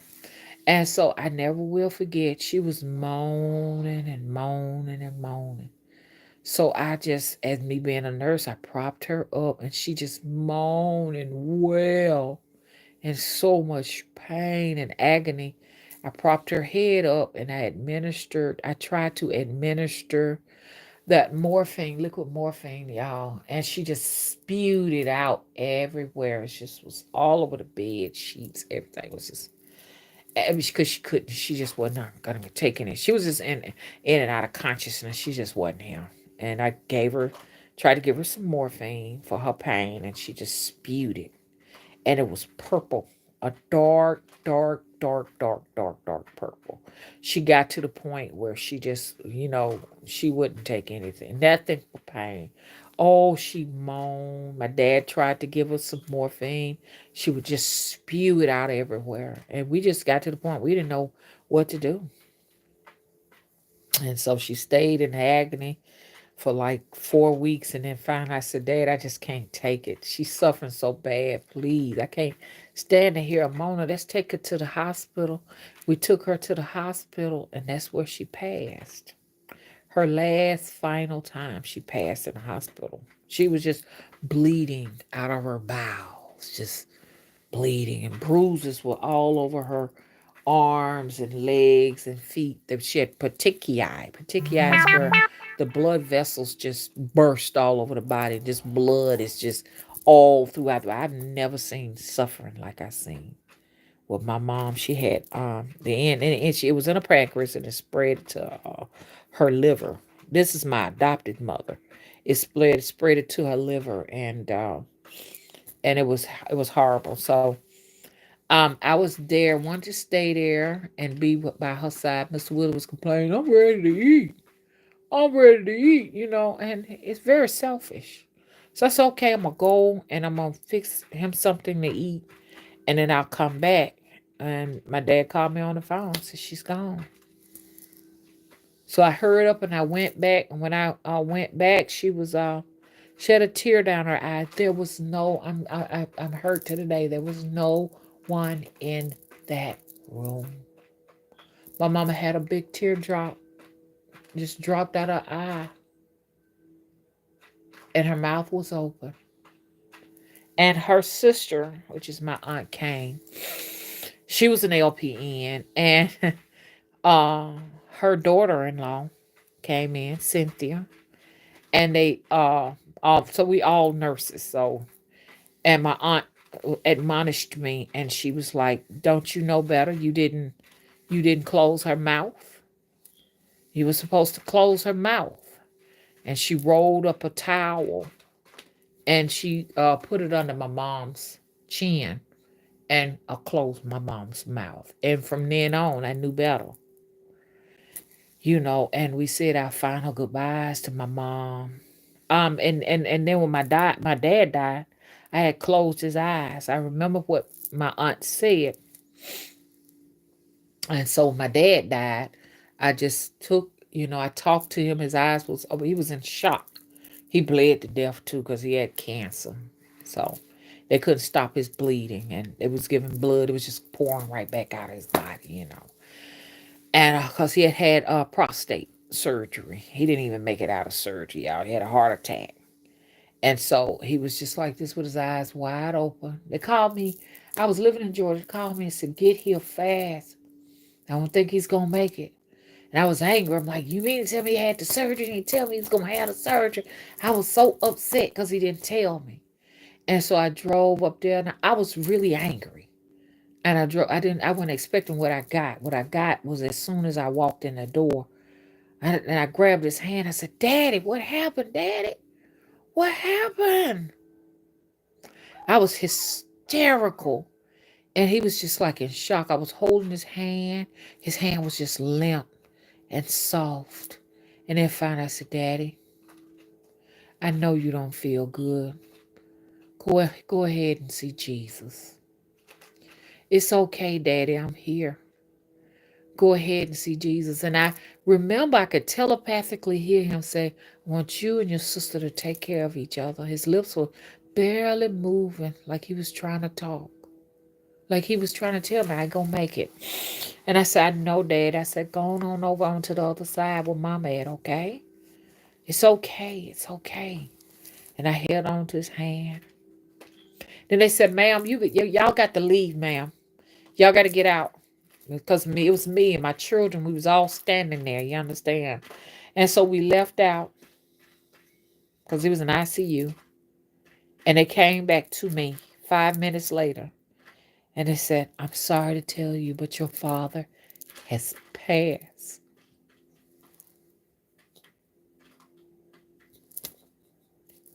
That was it. My daddy held on until I got there. It took me 2 hours to get there. He refused to die until I showed up. My sister fell out. It was crazy. She she had a friend, and her friend, they were like energy vampires. They were emotional vampires. They enjoyed like getting sympathy and people petting them. And so her friend fell out first. I was sitting there looking at them. She fell out on the floor. The nurses had to get her and help her. And then my sister, she went ahead and fell out behind her. And I said, "Sis, are you okay?" She said, "I'm fine." She said, "How come I can't have this moment to myself? She's always trying to steal this." I'm like, what? What kind of people are these? These are some weird people. Y'all, I was devastated. I wailed over my dad. And so they told me, "You can come back and see your father." I went back in there and I saw my dad. My dad, he didn't even look the same. He had a smile on his face. He died with a smile on his face, like he was in peace. He looked like a different person. My children's like, "Mom, he looks different." My dad looked like a glove. You know how you take a glove or a shirt off and it's just laying there, you know? But when you put it on, it's filled out. He just looked like a glove. It just the look. Oh, excuse me, y'all. I ain't mean to do that. That's terrible. Spirits be coming in, spirits be coming out. Okay, I can't help that. And then I got a little bit emotional now. So, pardon me. So he came out of his body. He told me, I'm with your mama now. Don't worry about me. And I'll always be by your side, me and mama. I didn't care. I wailed and wailed and wailed until there was a light on the side of my eyes. That's why I don't like going to funerals, because every time I go to a funeral, there is a light on the a ghost that'll show up on the right side of my eye. And I said, let me stop before I have a goddamn stroke. And so, from there, that was it. I I had this rage. I grabbed his clothes, his shoes, and everything, and I left all his stuff, and I left, and I went to the house and stuff. And what was so crazy, y'all? It was Christmas. It was Christmas Eve. My dad. I think it was like Christmas, the 23rd of December. This is his month that he's passed, so that's why I was a little bit emotional. Um, it was right around now. So I wouldn't be surprised if that little celestial and the light that I saw was my dad. And so I had sent him a gift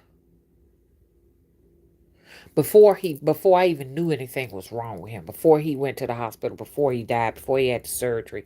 I sent him a big care package box for Christmas. And what was so crazy that day, my dad died. UPS knocked on the door and gave me the box.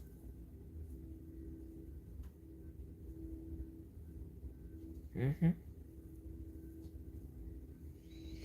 I opened the door to the box that I made up for my daddy. That's crazy. And that was the situation. And my mom, she was a warrior, man. She was a warrior, boy. She fought, she fought. And I saw my mom just turn into like a little child. And just part of someone who I've never seen before. I've never seen her like that. But cancer will make you bow down. That's why I always say I'm humbled. Thank you so much, Raquel. And thank you for moderating. She said, sorry for your loss. I thank you so much. When my mom died, every time when I was on my job, everybody kept hugging me.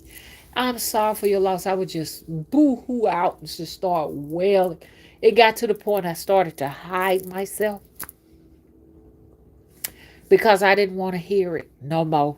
I didn't want people to keep saying it because I couldn't work. I just cried and cried and cried. I could not do my work. From there, I had an emotional breakdown in behind my mom's death because I never lost anybody so close to me, you know? And then had to see her suffer like that. It's like people don't realize not only does cancer punish the person who has it, it punishes the people around them. Hey, Hive, honey, thank you. She said, I'm so sorry. I just had an emotional breakdown thinking about the two of them because that was the only family I had. Your adopted family don't accept you. I mean, that's not going to happen. Now, some people may be fortunate enough. I can't speak for everybody. But your birth family is not going to accept you because they didn't have a hand in raising you. Nobody knows you. Only body knew me was those three people, my sister and my mother and my father. That's it.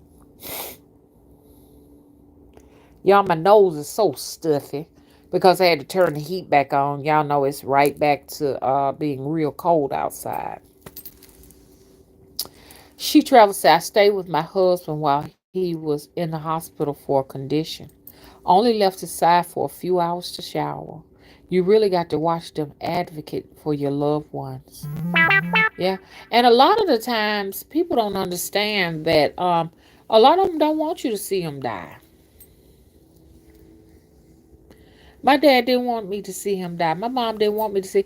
All I did was went to the house and cooked something real quick, came back. My mom was gone. She wanted to be alone. My aunt told me, which is her sister, she didn't want you to see her die, baby. And you got to accept that. My dad, only 5 minutes out, he went, once he saw that I came, my daddy held on for dear life till he saw me and the kids. And once he knew that, he was like, okay. And I told him, I said, Dad, it's okay. Go ahead. Go to the light. Go on with Jesus. Go on with Jesus. He took my advice and he left.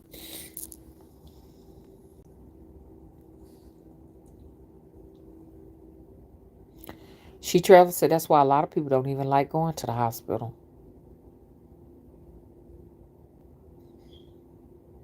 Oh, hey, Galactic. Galactic said, Mama, I'm a Billboard's charting songwriter. If you ever need any assistance or injections to people, I have a lot of resources. Okay, well, thank you. That's kind.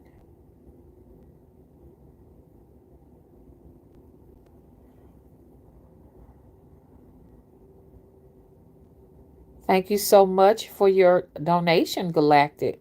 Thank you for the super chat. I didn't see you had given to the super chat.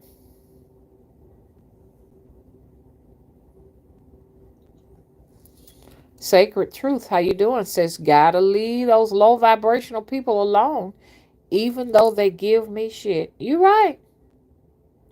I said, look, I'm gonna have to stake my claim. Hello? I want you to know, baby, this is mine. Hello? No. Anybody can go to the crossroads, though.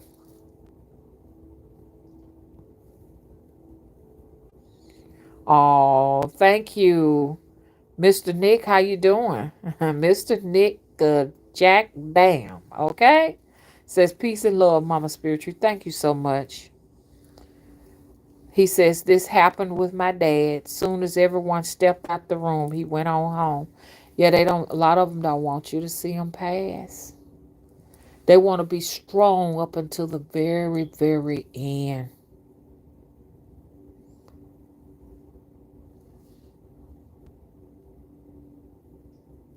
Thank you. Hive Honey says, I love you too. Says, it's all right. We love you. You got all kinds of family. Well, thank you so much. I love y'all too. Mr. Nick says, sending love from Montgomery by way of New Orleans. Love you too. Y'all getting ready for Mardi Gras. Just like we getting ready for Mardi Gras down here in Mobile.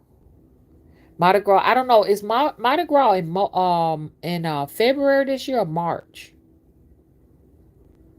Because I know sometimes it'll fall on, we used to celebrate it heavily because I was a Catholic. I'm not a Catholic now, but we were Catholic, so we celebrated Mardi Gras. Honestly, people don't realize no that's a Catholic type holiday and everything. So we would have our I don't forgot the different names and stuff like that, and we would wear the little Mardi Gras beads and stuff like that. As little kids and stuff. But that's a religious holiday. We would fast, which I wasn't fasting, I was a kid, my mom fed us and stuff. But we would fast and then you would have, what we could eat, big meals and stuff. Oh, thank you so much, Mr. Nick. Thank you. Thank you so much for your generous super chat. That's so beautiful. $100, that's a lot for a super chat. Wow. I feel honored. I appreciate that. Thank you. It's March the 4th. Okay, 2025. Okay. Okay, thanks for letting me know about that. Because I didn't know which date it was. I'm going to go to Mobile and celebrate, They're getting a little bit stingy, though. I got They're not really throwing much from the floats, but I guess it's just all in just enjoying it and just celebrating that particular holiday. And so, like down in Mobile, I think it's like that in New Orleans too. Our school is like fucking out for our Mardi Gras. Ain't nobody going to school for them days. We going to Mardi Gras. Hello? And so they call it Fat Tuesday. Fat Tuesday means that we can really just eat as much food as we want to actually break that that fast, really. Uh-huh. Hey, all famous Nicole, love and light, mama, she says. I have a question. How do you feel about children participating in grown folks' drama? I think that's the worst thing we can do to our children because they have enough on their plate. We're just too, we're just here as teachers for our children. We're guides for our children. We're our children protectors. That's what we are. Understand? We're nurturers for our children. You understand? And everything that we are investing in our children is so that when they grow up, you understand, they can be law abiding citizens and whatever else they want to be. So they can be great. You understand? So, and but to invest in them grown folks' business, what it does to them, they become to be gossipers and unruly and menaces to society. You understand? That's what happens. So you have to be very careful when you doing things like that. If you're going to talk about a bunch of drama, you should go into a private place where they can't even hear it. They shouldn't be under you while you sit down there talking, gossiping and confusion because it's going to make them confused along the way. hmm So that's my take on it.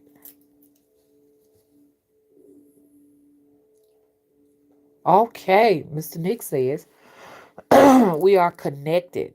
I'm an Oya priest initiated in Cuba back in 2017. Oh, wonderful. Well, we're honored to have you in the chat. Our moderator, Raquel, says, Mr. Nick, thank you for coming to the channel.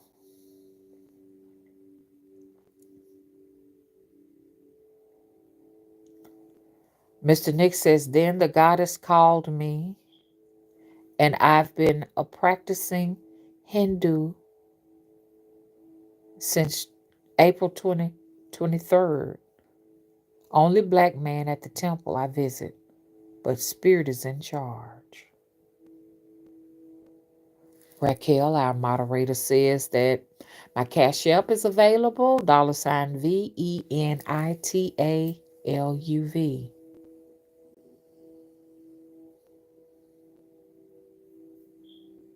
Oh, yes, you can. Hive Honey says, can I send some to the other place, the Cash App? Yes. And thank you.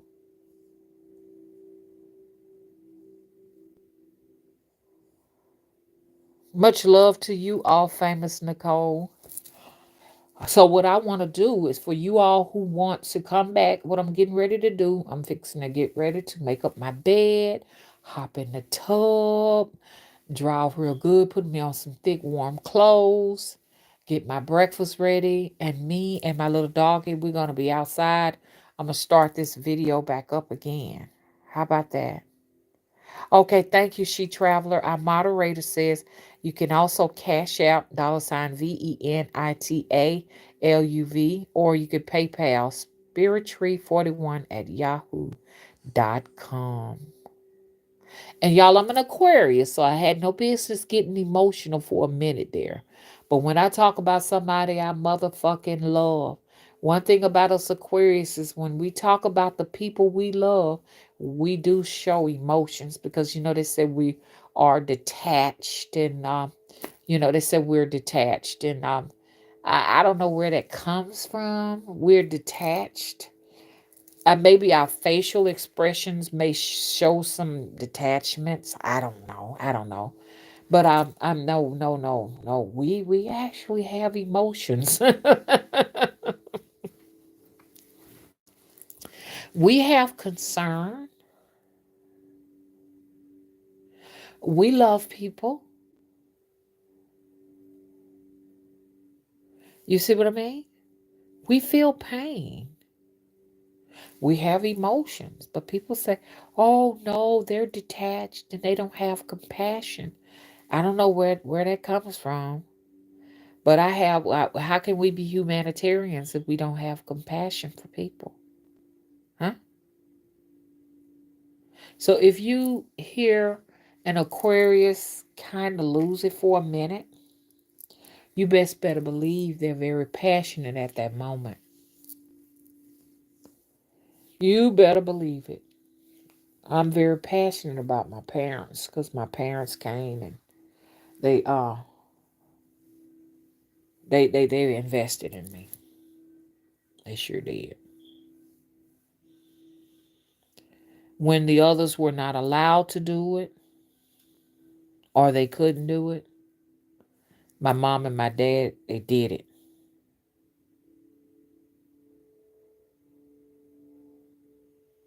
And I'm a little bit kind of like upset now, a little bit or emotional now because my dad he died on this day.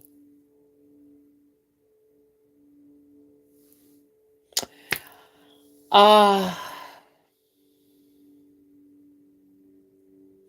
Mr. Willis' dad died in December too. I think that's I think that's interesting. He's been kind of emotional too. And what's so crazy, his mom died in August and my mom died in August too. So we got a lot in common. The life map bring us together. A lot of people wonder why they're drawn to people. It ain't necessarily because of how they look. Sometimes we're drawn to people because we've gone through some similar things. Like you may be the oldest sibling, I'm the oldest sibling. So we come together because we got those two things in common. You know? Y'all see what I mean? We may have had similar traumas that bring us together. You know? So, yeah.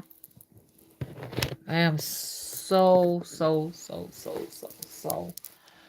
grateful right now. I really am. I'm grateful. Um, and I want y'all to come and do this live stream with me again. They banned that live stream we did yesterday. Now some of you all may be able to get to it, but it's been blocked everywhere. The one where we was like listening to all the music. I know the particular video that gets your video blocked. And what happens when they block it, you'll see me, but you won't hear any sound. I think that's what happens. They take the sound out of it, or it could be some other thing or whatever. But it was a big old red block. Like, nope, you cannot use that music. I'm gonna tell you which one that is. That's Frankie Beverly's music. Every time I play Frankie Beverly, and by the way, Frankie Beverly was laid to rest in New Orleans. Boy, they gave him a beautiful home going. Let me tell you something. New Orleans pulled me out of my depression. The first time I went to New Orleans is when after my mom passed. I was going through so much. It was an emotional turmoil for me. I didn't know whether I was going or coming. I was like, what am I going to do now? And it's been plenty of times I wanted to, when my mom passed, I wanted to pick up the phone and just call, and then I realized my mom is gone. There's times it's one time I drove to her house and did not realize, it was like, oh, my mom is gone. You see what I mean? So somebody took me to New Orleans, y'all. My nose is stuffy from this heat. Every time that heat comes on, I get stuffy. From the what you call that thing out there when the weather changes. The weather changes from hot to cold because it was warm the other day. And then bam, now the heat is back on again. And what I was gonna say, they took me to New Orleans. That was my first time ever going there. And I was just walking around, just head just gone. I was walking on Magazine Street. I liked it. The garden districts. I thought it was so beautiful. The flowers, the warmth. That's when New Orleans wasn't cold like it is now. February was still hot, and we were still using air conditioners and stuff. But now they're using weather modification in New Orleans. And we just happened up on a what was that? That was a funeral home. And a guy just grabbed my arm. He said, "Come on in." Because I was just standing out, just looking and stuff like that. And just, I could hear music playing in it. And it sounded like it was secular music. And I'm like, what? Like R&B music and stuff coming out of it. And I clearly saw funeral home on it. And so he grabbed me up the stairs. And I went in. And I said, I'm in a legit funeral home. And they had food and then everything. And I'm like, I've never seen it. I'm like, what the fuck? I was puzzled. And they were in there dancing, and I'm like, I can dance in here? And I said, excuse me. I said, you can dance in here? Baby, you could do whatever you want in here. He said, get you some of this food, dance, do whatever you want. And I got out. I got that thing. I got that thing on a VHS because the person who took me was recording on a VHS. And but it's packed up in a box. And I danced and I danced and I had a good time. And the little guy, he danced with me because he knew something wasn't wrong. I'm gonna tell you some. Most people, the original natives in New Orleans, are very intuitive person. I had my first spiritual reading done by a tarot card reader in New Orleans. I went to Jackson Square, and there was a young lady. She did my reading. I call her a young lady, but I was young at the time myself too. And she did my spiritual reading. I said she was I was like 30. I guess I was like 30, and she was like, at the time, like 24, 25, or what have you. And she read me. She read my cards. I don't even remember. I paid her $10, y'all. I don't even remember what she told me. And she kept on saying this because I began to go down a rabbit hole for the next 10 years of my life trying to figure out what my biological family was. From there, I wanted to know. And my dad wasn't talking and all of that. He kept saying, baby, I don't know. I really don't know. And he didn't want me to know. He kept saying, I'm your dad. I'm your dad. Don't worry about that. I'm your dad. But I was just curious. And he told me, he said, baby, leave it alone. Because he knew and he didn't want to tell me. And so I was in this rabbit hole, y'all, where I lost myself for 10 years. I ain't gonna tell y'all what was going on. But to make a long story short, I do remember what she did say, and it took me today to realize what she said. She kept telling me, she kept on saying, I want you to know, baby, everything that shines ain't gold. She was a little bit weird, kind of acting. And she was like kind of like dancing around her little table on that was set up at Jackson Square because they had people selling paintings and stuff. And she kept walking around me, and she kept saying, just because it seems like it's real don't mean that it is. Just because you think it's good don't mean it's good. She said those words. And I said to myself, this was the strangest reading I have ever had in my life. This is something weird. Which that was the first reading, but I just thought it was really weird. But now it makes sense. I wanted my adopted family to be my family. And I really wanted to believe that's what it was. And that's what she was trying to say. She said it wasn't real.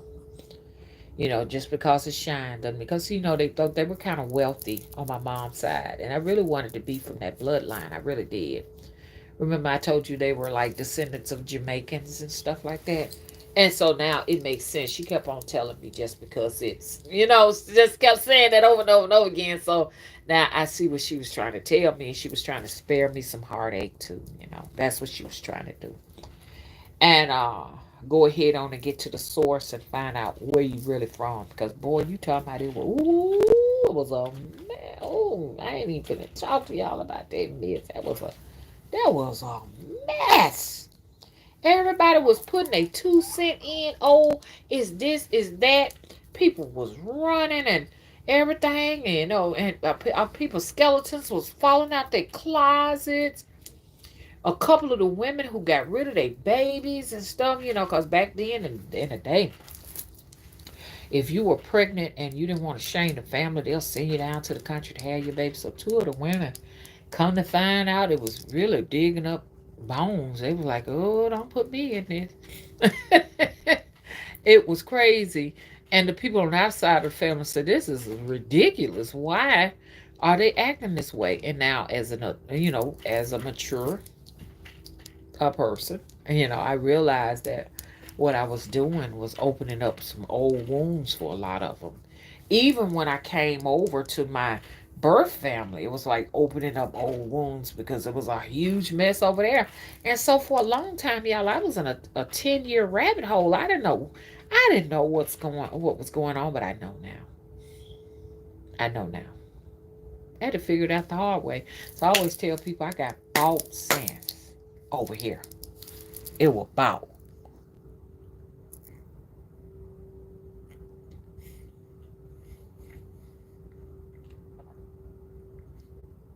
I definitely will, Mr. Nick. It's just not the same, Mr. Nick. It's not the same New Orleans I knew. It was actually a friend of mine that took me to New Orleans.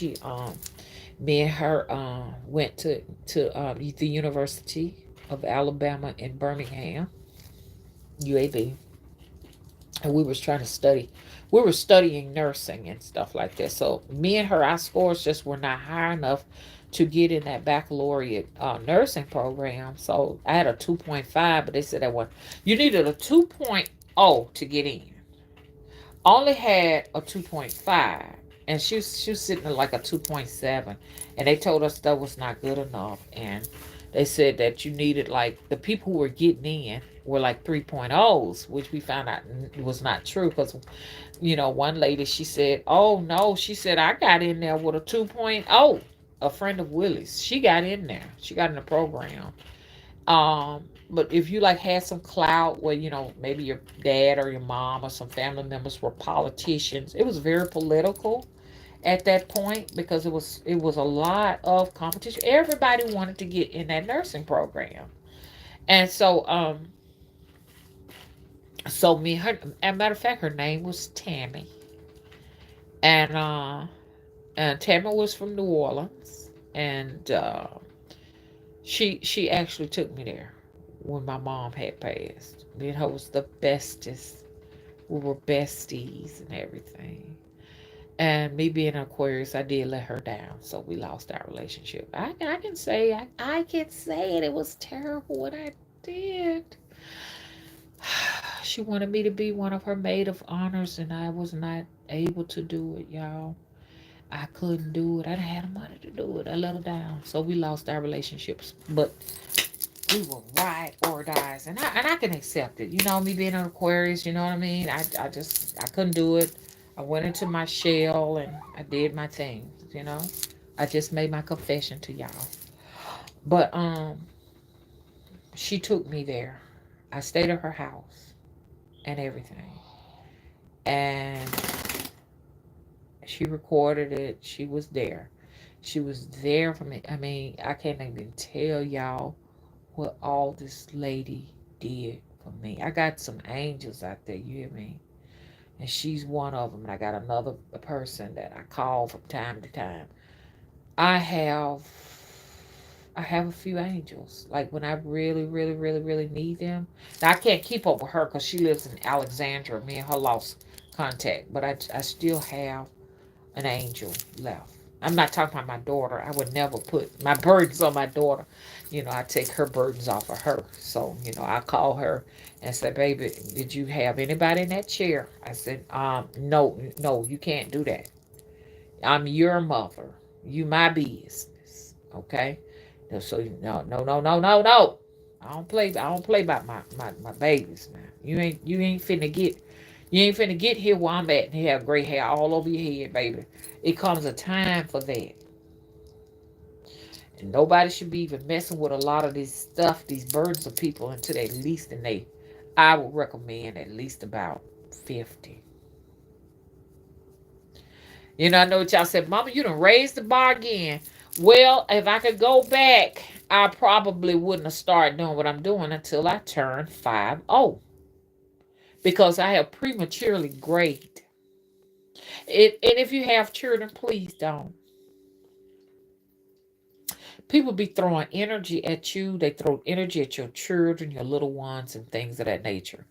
And sometimes they're not necessarily trying to throw energy. It's just the fact if you heavily protected, that energy will bounce off and hit them small ones. So that's why I said, people, I am a stickler when it comes to mothers with children under the at a certain age. Because that stuff can hurt them. I say, you got children under 21, don't do it. For the safety of your kids, don't do it. You got people so evil out here. They'll wish bad stuff on your children, your unborn kids. They don't care. They're heartless. They'll just say, die, die. I wish death on you and all that kind of stuff. Then you got some skilled people out here that can turn that shit around and then that shit go and hit some of your little ones and stuff. That shit ain't funny no more. And them same people say, oh, they are evil. They do wrong to children. No, if you know you got small children, don't be wishing death on nobody. Because some people can turn it around. That's my advice right there. But yeah, Mr. Nick, let me tell you, when I was in New Orleans, I want to talk about one time I went to New Orleans. It was 2004. I fell in love with Dorinda Clark Cole album. She put her album out. First off, I was in love with Karen Clark Shear's album she put out. My sister gave me the DVD. She said, I want you to hear this. I said, oh, let me hear this. And then, yes, because she loves some gospel music. So we were in the car and this song called Bomb and Gilead came out. And I was like, oh, it's beautiful. And then I looked at the cover of the lady. I said, she's beautiful too. This is amazing. Beautiful green color outfit. I can still remember in a beautiful updo bouffant. And the music really just touched me. And it was right around the time I had lost my mom. So it kind of like helped me out of that situation. It was just uplifting, okay? Very angelic and uplifting. And then so she said, you can have it. And so I would just listen to that all the time. And then later on, Dorinda Clark Cole came out with her album. Um, was finally Karen at first, and then the next one was Dorinda Clark Cole. She had on red, like beautiful red roses and stuff on her little album, and I was like, oh my God, this is beautiful. Oh wow. And then I said, I want to see if she's in concert anywhere around here. I don't care where she is. I'm going to go and see her live. And then, bam, it pops up. She's in New Orleans. And I said, oh man, that ain't a hop, but nothing but a hop, skip, and a jump. I'm on my way. And I went and I got a chance to see her in person. And the New Orleans Den, I think this was like April. We went to our concert. It was piping hot. I said, I hate to feel this place in the summertime. It's a heat that is unimaginable at that particular time. This was pre Katrina. This was like a year after Katrina, a year before Katrina even happened. And and my children, they just changed. It showed them a different world. It was a feeling like a Louise Tiche. Louisa Tish, which she has a book out on spirituality, a spiritual book of spirituality, like a Bible. She described it as feeling tipsy, and that's the way I could describe it, because she is an actual resident, I think, or descendant or a native of New Orleans, and so that's the best way to describe it. Mr. Willie couldn't take that Lake Pontchartrain bridge. I guess that's what the name of that bridge was, going across that bridge. It was so nauseous because, oh my God, it was so much water. What's below that lake? What's below Lake Pontchartrain? Y'all know I'm finna look it up and see. And so it was just funny. That was the kids' first time ever going, and we were like going over this, like at that time, like all of the streets were like roller coasters, like bloop bloop bloop. They fixed all of that stuff. And so we enjoyed ourselves there at the at the at her concert. And but it was deep. I mean, they also had festivals everywhere. I would show so much love. The people of New Orleans, the natives of New Orleans, give you big hugs, kisses on the cheek. They're very proud people. I'm only talking about prior to Katrina, because I can't really say much now about it. And they were inviting me in their houses and stuff. They had food. I'm like, my God, I want to move here. I'm moving. I'm moving to New Orleans. And y'all, they had like tables in front of their houses, and the food was free. The food was free, and everybody was so happy. And they were stuffing my mouth with their bare fingers. And I was saying to myself, should I be doing this? With crawfish, shell crawfish. They were like popping them open and shoving them. I'm like, am I in heaven?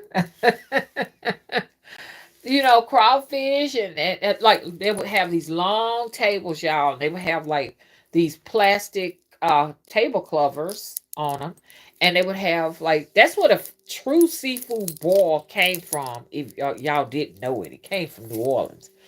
And they would have like crawfish and corn and potatoes and Cajun seasonings on it, and you could just eat as much as you wanted, just as much as you wanted. People were carrying baskets where they were just making up you a concoction of cocktails and liquor or what have you, and practically free. Some of it had a cost, some of it didn't, and I'm still trying to understand how they were able to put that much food out there and give it away. I'm confused. Did I give some of my soul away in New Orleans? I don't know. But oh man, and what was so crazy about the experience is the sun would be out so pretty, then out of nowhere a clap of thunder and it start raining. I'm like, what the fuck? Like a hurricane or something come. You just be there and just out of nowhere. It would just weather switch on you just like that. And we took the children down Bourbon Street. Y'all, children ain't had no business down there, but we'd be walking Bourbon Street. And like I said, I was just in the shadows, man. I was just still struggling. But I was getting better. I was getting better. I was getting better. And Mr. Wood, that was his first time going in 2004, and we were just all down Bourbon Street. I didn't see anybody pulling their boobs out or nothing like that. You see that type of stuff. Matter of fact, somebody had a piece of artwork in New Orleans, and I wanted to buy it. And that artwork, or whoever it was, their work was stunning. Big old tall painting, and it just showed the ladies lifting up their shirts and their dresses, showing their boobs, and bees flung all over the place, and true magnolia trees bending, and all that. That artwork had a lot of energy in it. They wanted $25,000 for it. And I'm gonna tell you somebody else's work like that. Michalopolis art is like that. You're gonna pay about $50,000 to $100,000 for his art. He's so badass. He got apprentices helping him with his goddamn work. It was just like, oh, baffling. Oh, I'm on art now. Okay, so I'm shifting gears. There's this other artist, and I cannot remember his name, and he had three pieces of art that I really wanted really bad. The lady told me, just take it and just make me monthly payments. He wanted $1,000 for this original art. For each one, he wanted $1,000, which was $3,000. She said, just make me monthly payments of a couple of $100 and they're yours. You could pay this out in about 12 months. And I wouldn't take it. Because I said, no, because I knew I wasn't going to be able to do it. But one of them he painted was of a school bus, and the school bus had spent off. He was from New Orleans, spent off, and it was like dust all behind the school bus, and it was real like you could just put your hands in there and touched it. Then he had a man that he was a hobo on a train, and the little man, it was a little bitty black man with a bald head, with a George Jefferson, and he had like one tooth in his mouth, and he was singing, and he had his bag with him, and he was playing a banjo, and he had clearly what looked like a beer or something next to him, and he was like on his way. The train looked like it had movement. He was on his way somewhere else, and then the other painting had a lady sitting in front of her dresser. She was in front of her dresser. There's a dresser mirror. And this man was so clever. This is what he did. He fixed it where you didn't only see her sitting there. I don't know how he did it. But also you saw what was in the mirror. And in the mirror, if you look in the mirror, her husband, I guess, or her partner, it was a man. It was in the darkness. He was sitting on the bed. And he was sitting on the bed in the dark. And she was you could see what was on the dresser. On the dresser was a old fashioned fan. Them old fashioned metal fans from back in the day with the metal blade on it. It was sitting on the dresser. And like little old pumps for your perfume and stuff like that. You know, with the little ball pump bowl like that you squeeze the bulb and make it come out. That artwork was stunning. Now, here now, oh man, I would have grabbed it, man. I would put that on a credit card. But I'm glad I didn't get it because I didn't keep up with everything and like I should have. But now I'm ready and willing to invite art like that in my life and stuff like that. But I don't know his name. I don't know how to find him. And that lady had went out of business. So who knows? Maybe she gave that art away, and the people didn't pay on it, and the people sued her ass. I don't know.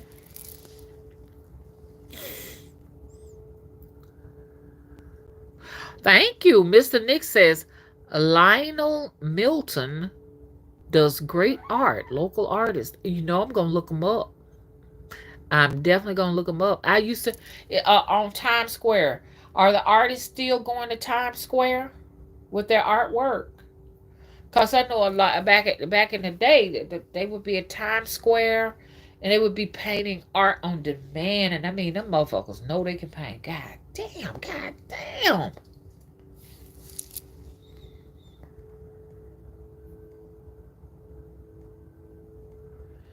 Mr. Nick says, it's babies and strollers on Bourbon. All times of the night. LOL, it's a mess. Yeah, little babies and children. And so I continued to go to New Orleans. And my children would demand to go. So like when they were in their early 20s and they were still at home, we were still going. Um, I never will forget. My oldest daughter was 18 or 17. And my youngest, I think she was 16 at the time or 15. And so me and Mr. Willie, we'll go and do our thing. My son always go wherever we go. And the girls will go off and do their own thing. So they had cell phones and stuff so they can call me. So The girls went out and ventured off, and when they got back with us, they had like bags and bags of stuff. I'm like, what's in this bag? And these bags, and they had like lots of condoms, KY jelly, toys, naughty toys, all kind of stuff gesturing around sexuality. And I'm like, where y'all get that from? They said they had a Mardi Gras, and it was like a gay parade Mardi Gras, and they had a ball, and they had like little liquor cups and stuff in there, like the little plastic liquor cups and things like that in there with the big straws and stuff. Beautiful things. I'm like, oh man, I missed it. And you grow up fast in New Orleans. Let's put it like that. Back in those days, I wouldn't be right if I was saying now, because I have not been to. I went through New Orleans about like a few years ago to get an RV, and I came straight back home. I was like, boop boop. I came right back home. But they said, Mama said one of them had a little sponge paddle and hit me on the butt with it and said, "You've been a naughty girl. Use your condoms." And she said he had a real tall a top hat on his head and everything, and he had his face dressed, and she thought it was a clown, but I said no, that right there was Baron Samedi. He had his face on one side painted white and the other side just regular. And so yeah, and they drank and they drank and they drank. I mean, we talking about some liquor. They drank, but they wasn't nothing but Jello shots or whatever. So you can, I don't know about now, but back then you could be 10 years old and go and get them liquor shots. They didn't care. You got the money to pay for it, you can drink. And they didn't card nobody and ask for no ID or nothing. Do you hear me? And I'm like, oh, y'all been taking out Jello shots. So when you think about it, it ain't no liquor in that stuff, no way. Ain't that's what it is. It's nothing but Jello. We had fun though.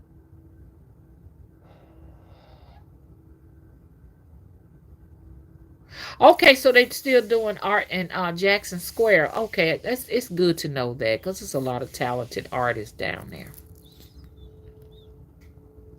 Anybody got any questions? Uh huh. Mr. Nick said they want you to be eat and be merry.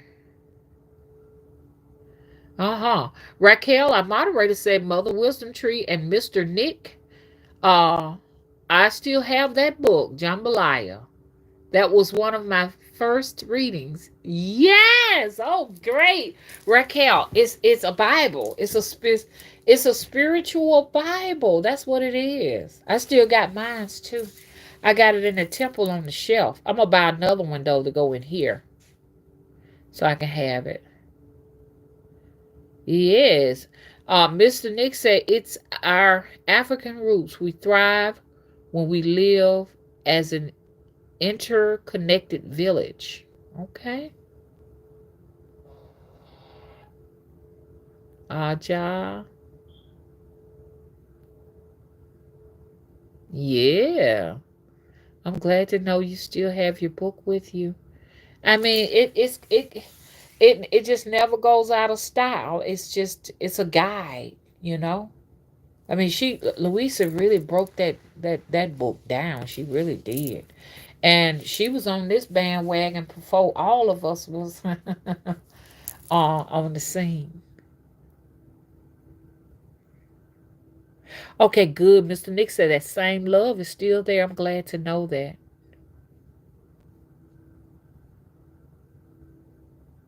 Oh, you did. You crossed that. The Nick said he crossed. Mr. Nick says he crossed that bridge to get to work today. You know they rebuilt that bridge too. They sure did. Oh, they call it the twin span. Y'all, let me tell you something.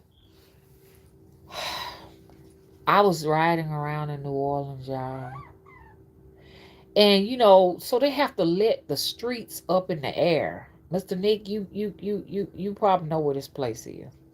So they let the street all the way up in the fucking air. so they can let the ships come through. Y'all ain't bit more know what I was doing in the Man in the Moon. I was just driving, and just in time, this motherfucking guardrail came down, and that goddamn street came up in the air. I said, oh my God, this shit dangerous. What if you manage to get on that thing and that thing go up in the air? What are you supposed to fucking do? That was scary.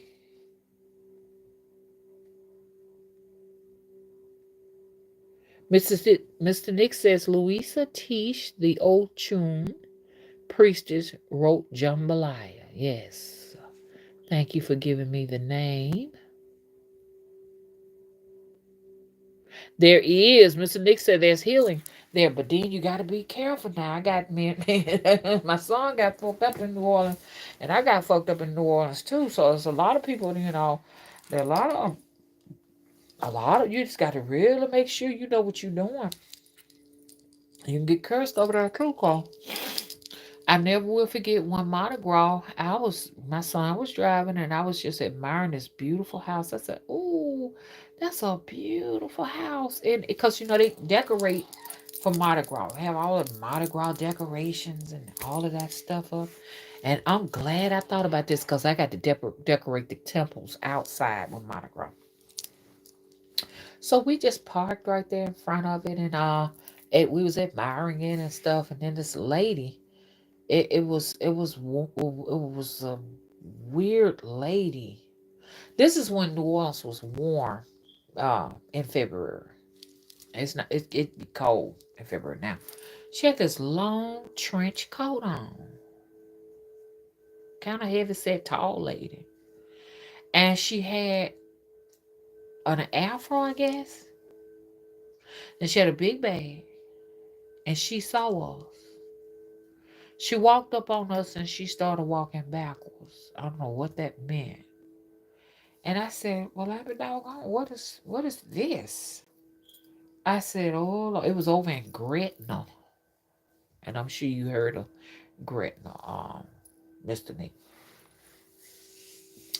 We go home, and the motor goes out of my son's car as soon as we get home. Thank God it didn't go out on the road. We would have been fucked up. His engine goes out. Boop, boop, boop, boop, boop, boop, boop. That was it. Then my son get real sick, where his blood sugar dropped out of nowhere. We had to rush him. We rushed close as we could get to was to the fire station, and they administered him a glucose stick, and then they took him to the hospital. So I was like, oh, huh. I said, I know what that is. I said, that was that witch. She put something on us. And I said, don't worry, I got your back. And y'all, a pickle. I was eating a pickle when I said that a whole piece of pickle went down my throat and I couldn't swallow. I couldn't swallow for 2 days. So somebody was telling me, well, Auntie, she told me, she said, gone on to the emergency room. I remember hearing a pigeon. This motherfucker had a bunch of pigeons around her. There was a pigeon on my shoulder. I could feel the claws, and you could actually look on your arm and see where the pigeon, and you look at your shoulder, see where the pigeon made an indentation. But for some reason, I couldn't see the pigeon. I could hear it. She had sent pigeons at my ass. I said I gotta put some gas in so I can go to the hospital. I said some goddamn pigeon. Well, and that could be associated with me because I noticed that every time I get ill, pigeons come around me. Because this ain't the first time. Because one time I felt really sick and dizzy, and a whole bunch of pigeons had showed up. So, it could be something to me. But I got to be careful because the stalker is going to try to run around and say pigeons be around them and everything. So I just got to be careful because, like, this person is trying to strip me of my persona and make it theirs without realizing that's not possible. You'll never make dolls. You'll never make a doll. Never. You'll never make jewelry. Never. You'll never be me. And so I get to the hospital. I tell the doctor what is going on. And he gives me something to drink. He said, drink this. I drank it and it numbed my throat. I don't know what it did. Because I had swelling from the vinegar, I guess, being in there and stuff. And so he said, I'm going to have to call, I forgot what kind of doctors that is, an endocrinologist or something like that, down here. And they called this man. He was a Hispanic doctor. And they said, we're going to have to put you to sleep. And I was saying to myself, what? Yes, we're going to have to put you to sleep. I forgot that doctor's name. And so we can go down in your throat and see what is down there. And I remember looking at him saying to myself, this is going to be the last face that I see, that my life is in this person's hand. So I looked at him real, real good. And then they had me all hooked up to the IV and stuff. And I kept telling them, I don't want to go to sleep. And then the nurse said, she's the late nurse said, this is strange. Most people worried about the procedure and you worried about going to sleep. I was gone. That's all I remember saying.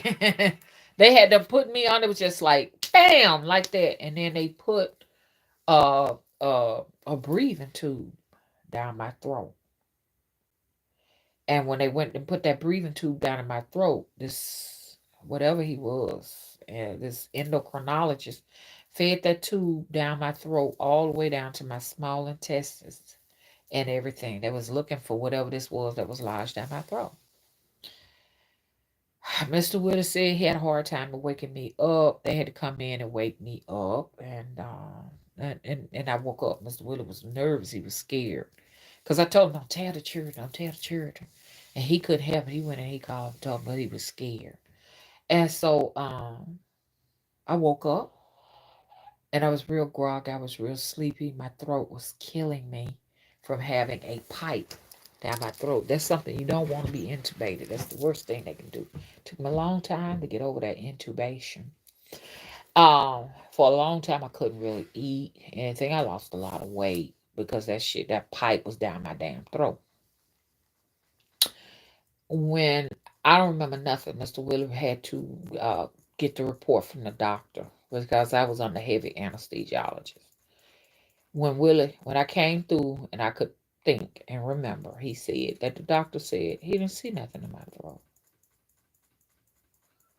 He said nothing was there. That was magic.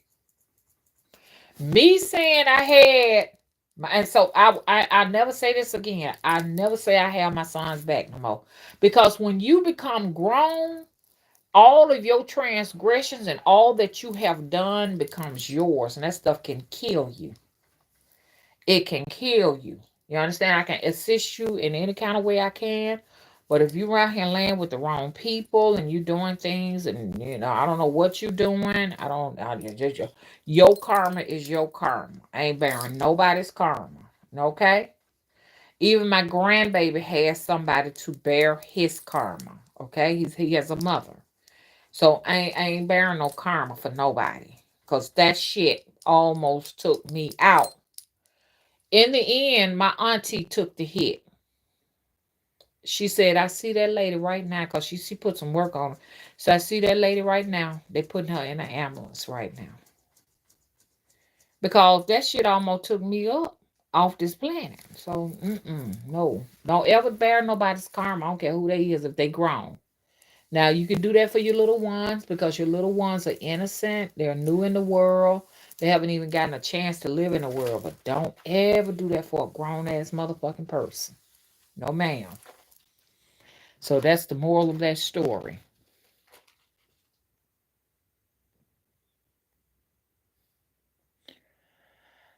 It wasn't the ENT specialist, Mr. Nick. It was people who specialize in the digestive tract.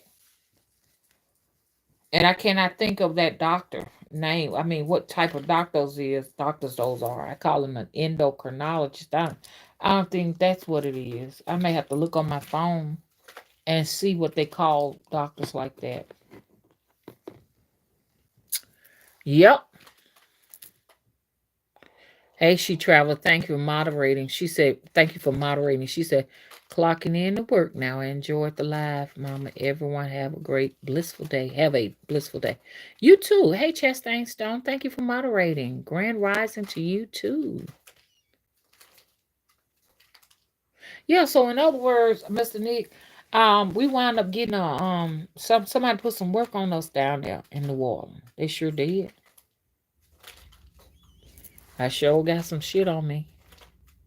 Mr. Nick, they have a documentary on here where this lady, it's a documentary, it's old, where it's talking to those New Orleans people who were into the occultic arts and stuff like that. Uh-huh. And the lady was talking about how she took the witchcraft off of somebody and everything. I just love y'all accents. They are so pretty. Beautiful accents. But yeah, she was talking about that, and it had a lot of spiritual practitioners on that documentary. I wish I could think of the name of it.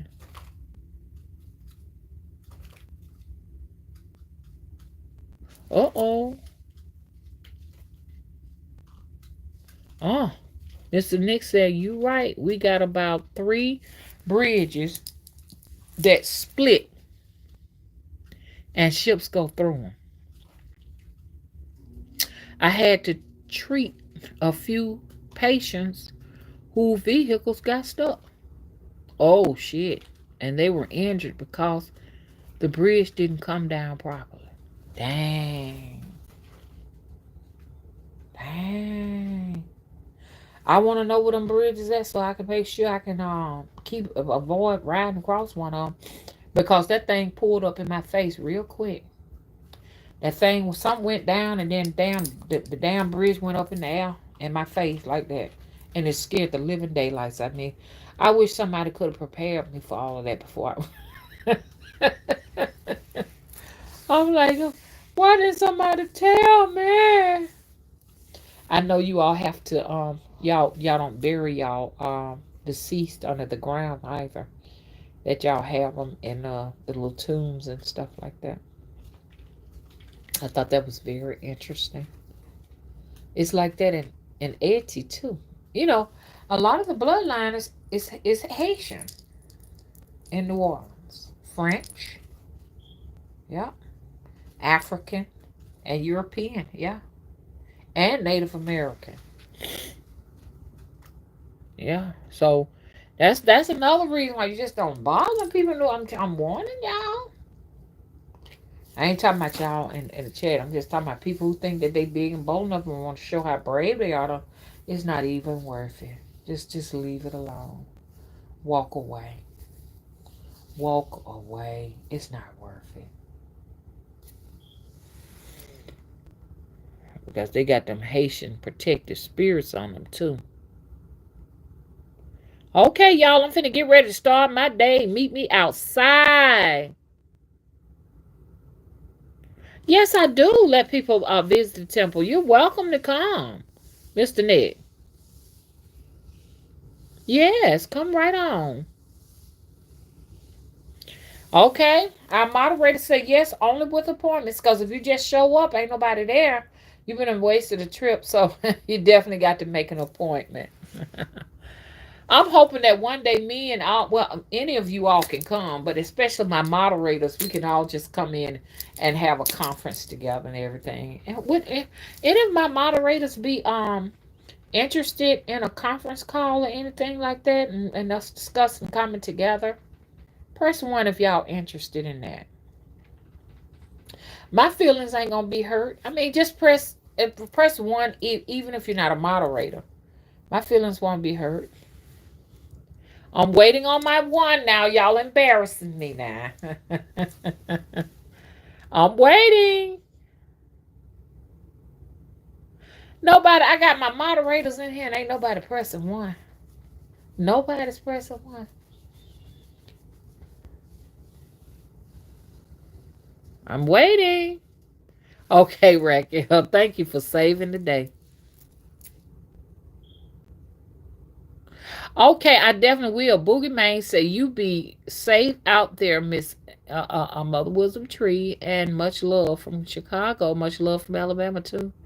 And I know my sister She Traveler is definitely. I'm gonna press a one for She Traveler because me and her have gotten together, so I know she in that too. She Traveler, you still here?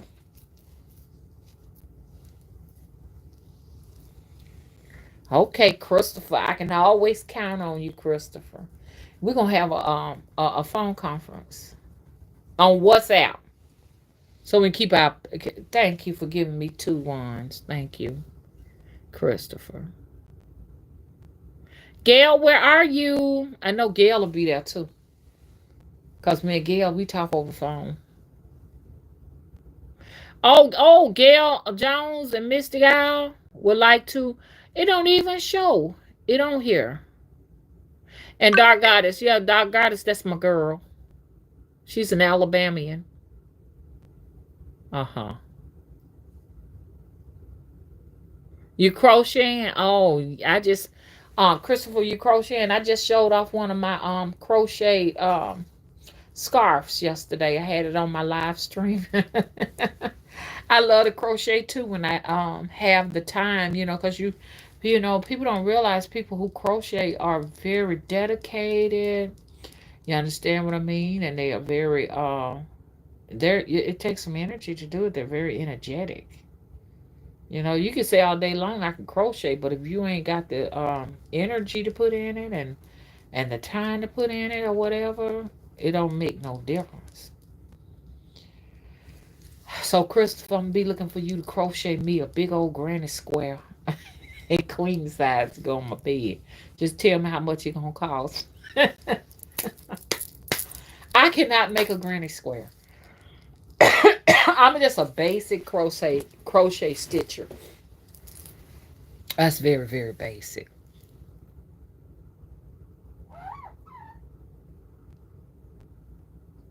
You did?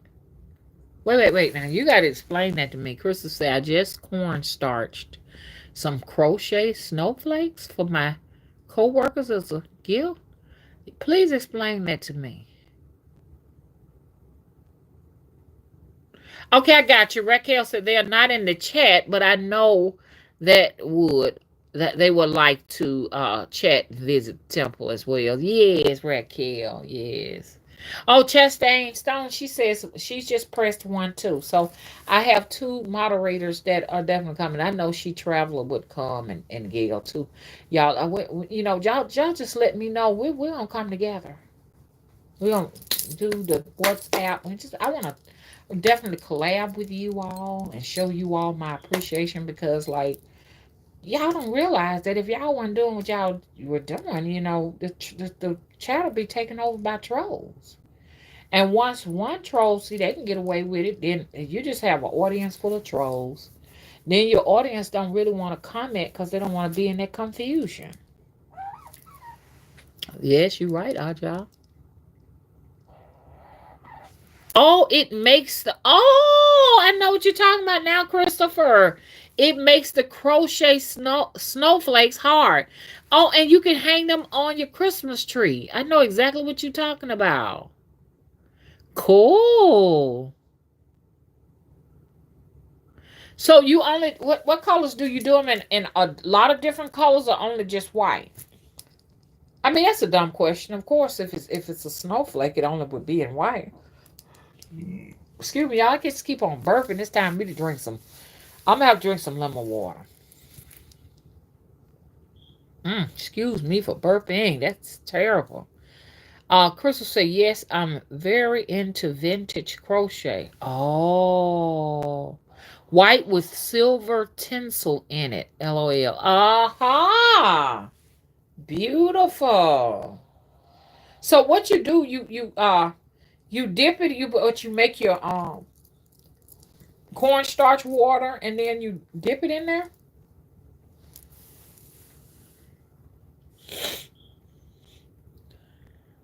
And then let it dry.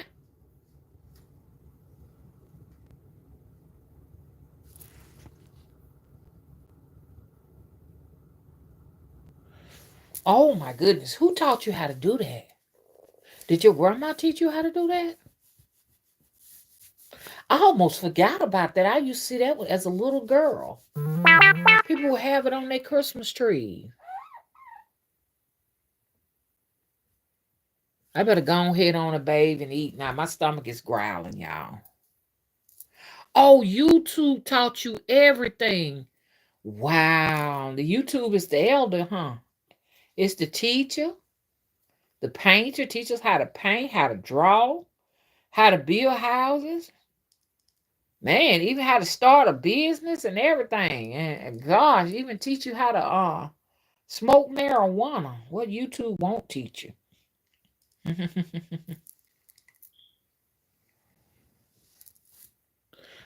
Do it. Drive. Oh, it drives for 30 hours. YouTube taught me everything. Okay, good. Uh-huh. Uh-huh. Okay, y'all. Y'all let me go ahead and do this so we could be ready to because I'm coming back. Okay. 9. I'm gonna be back on this channel. Or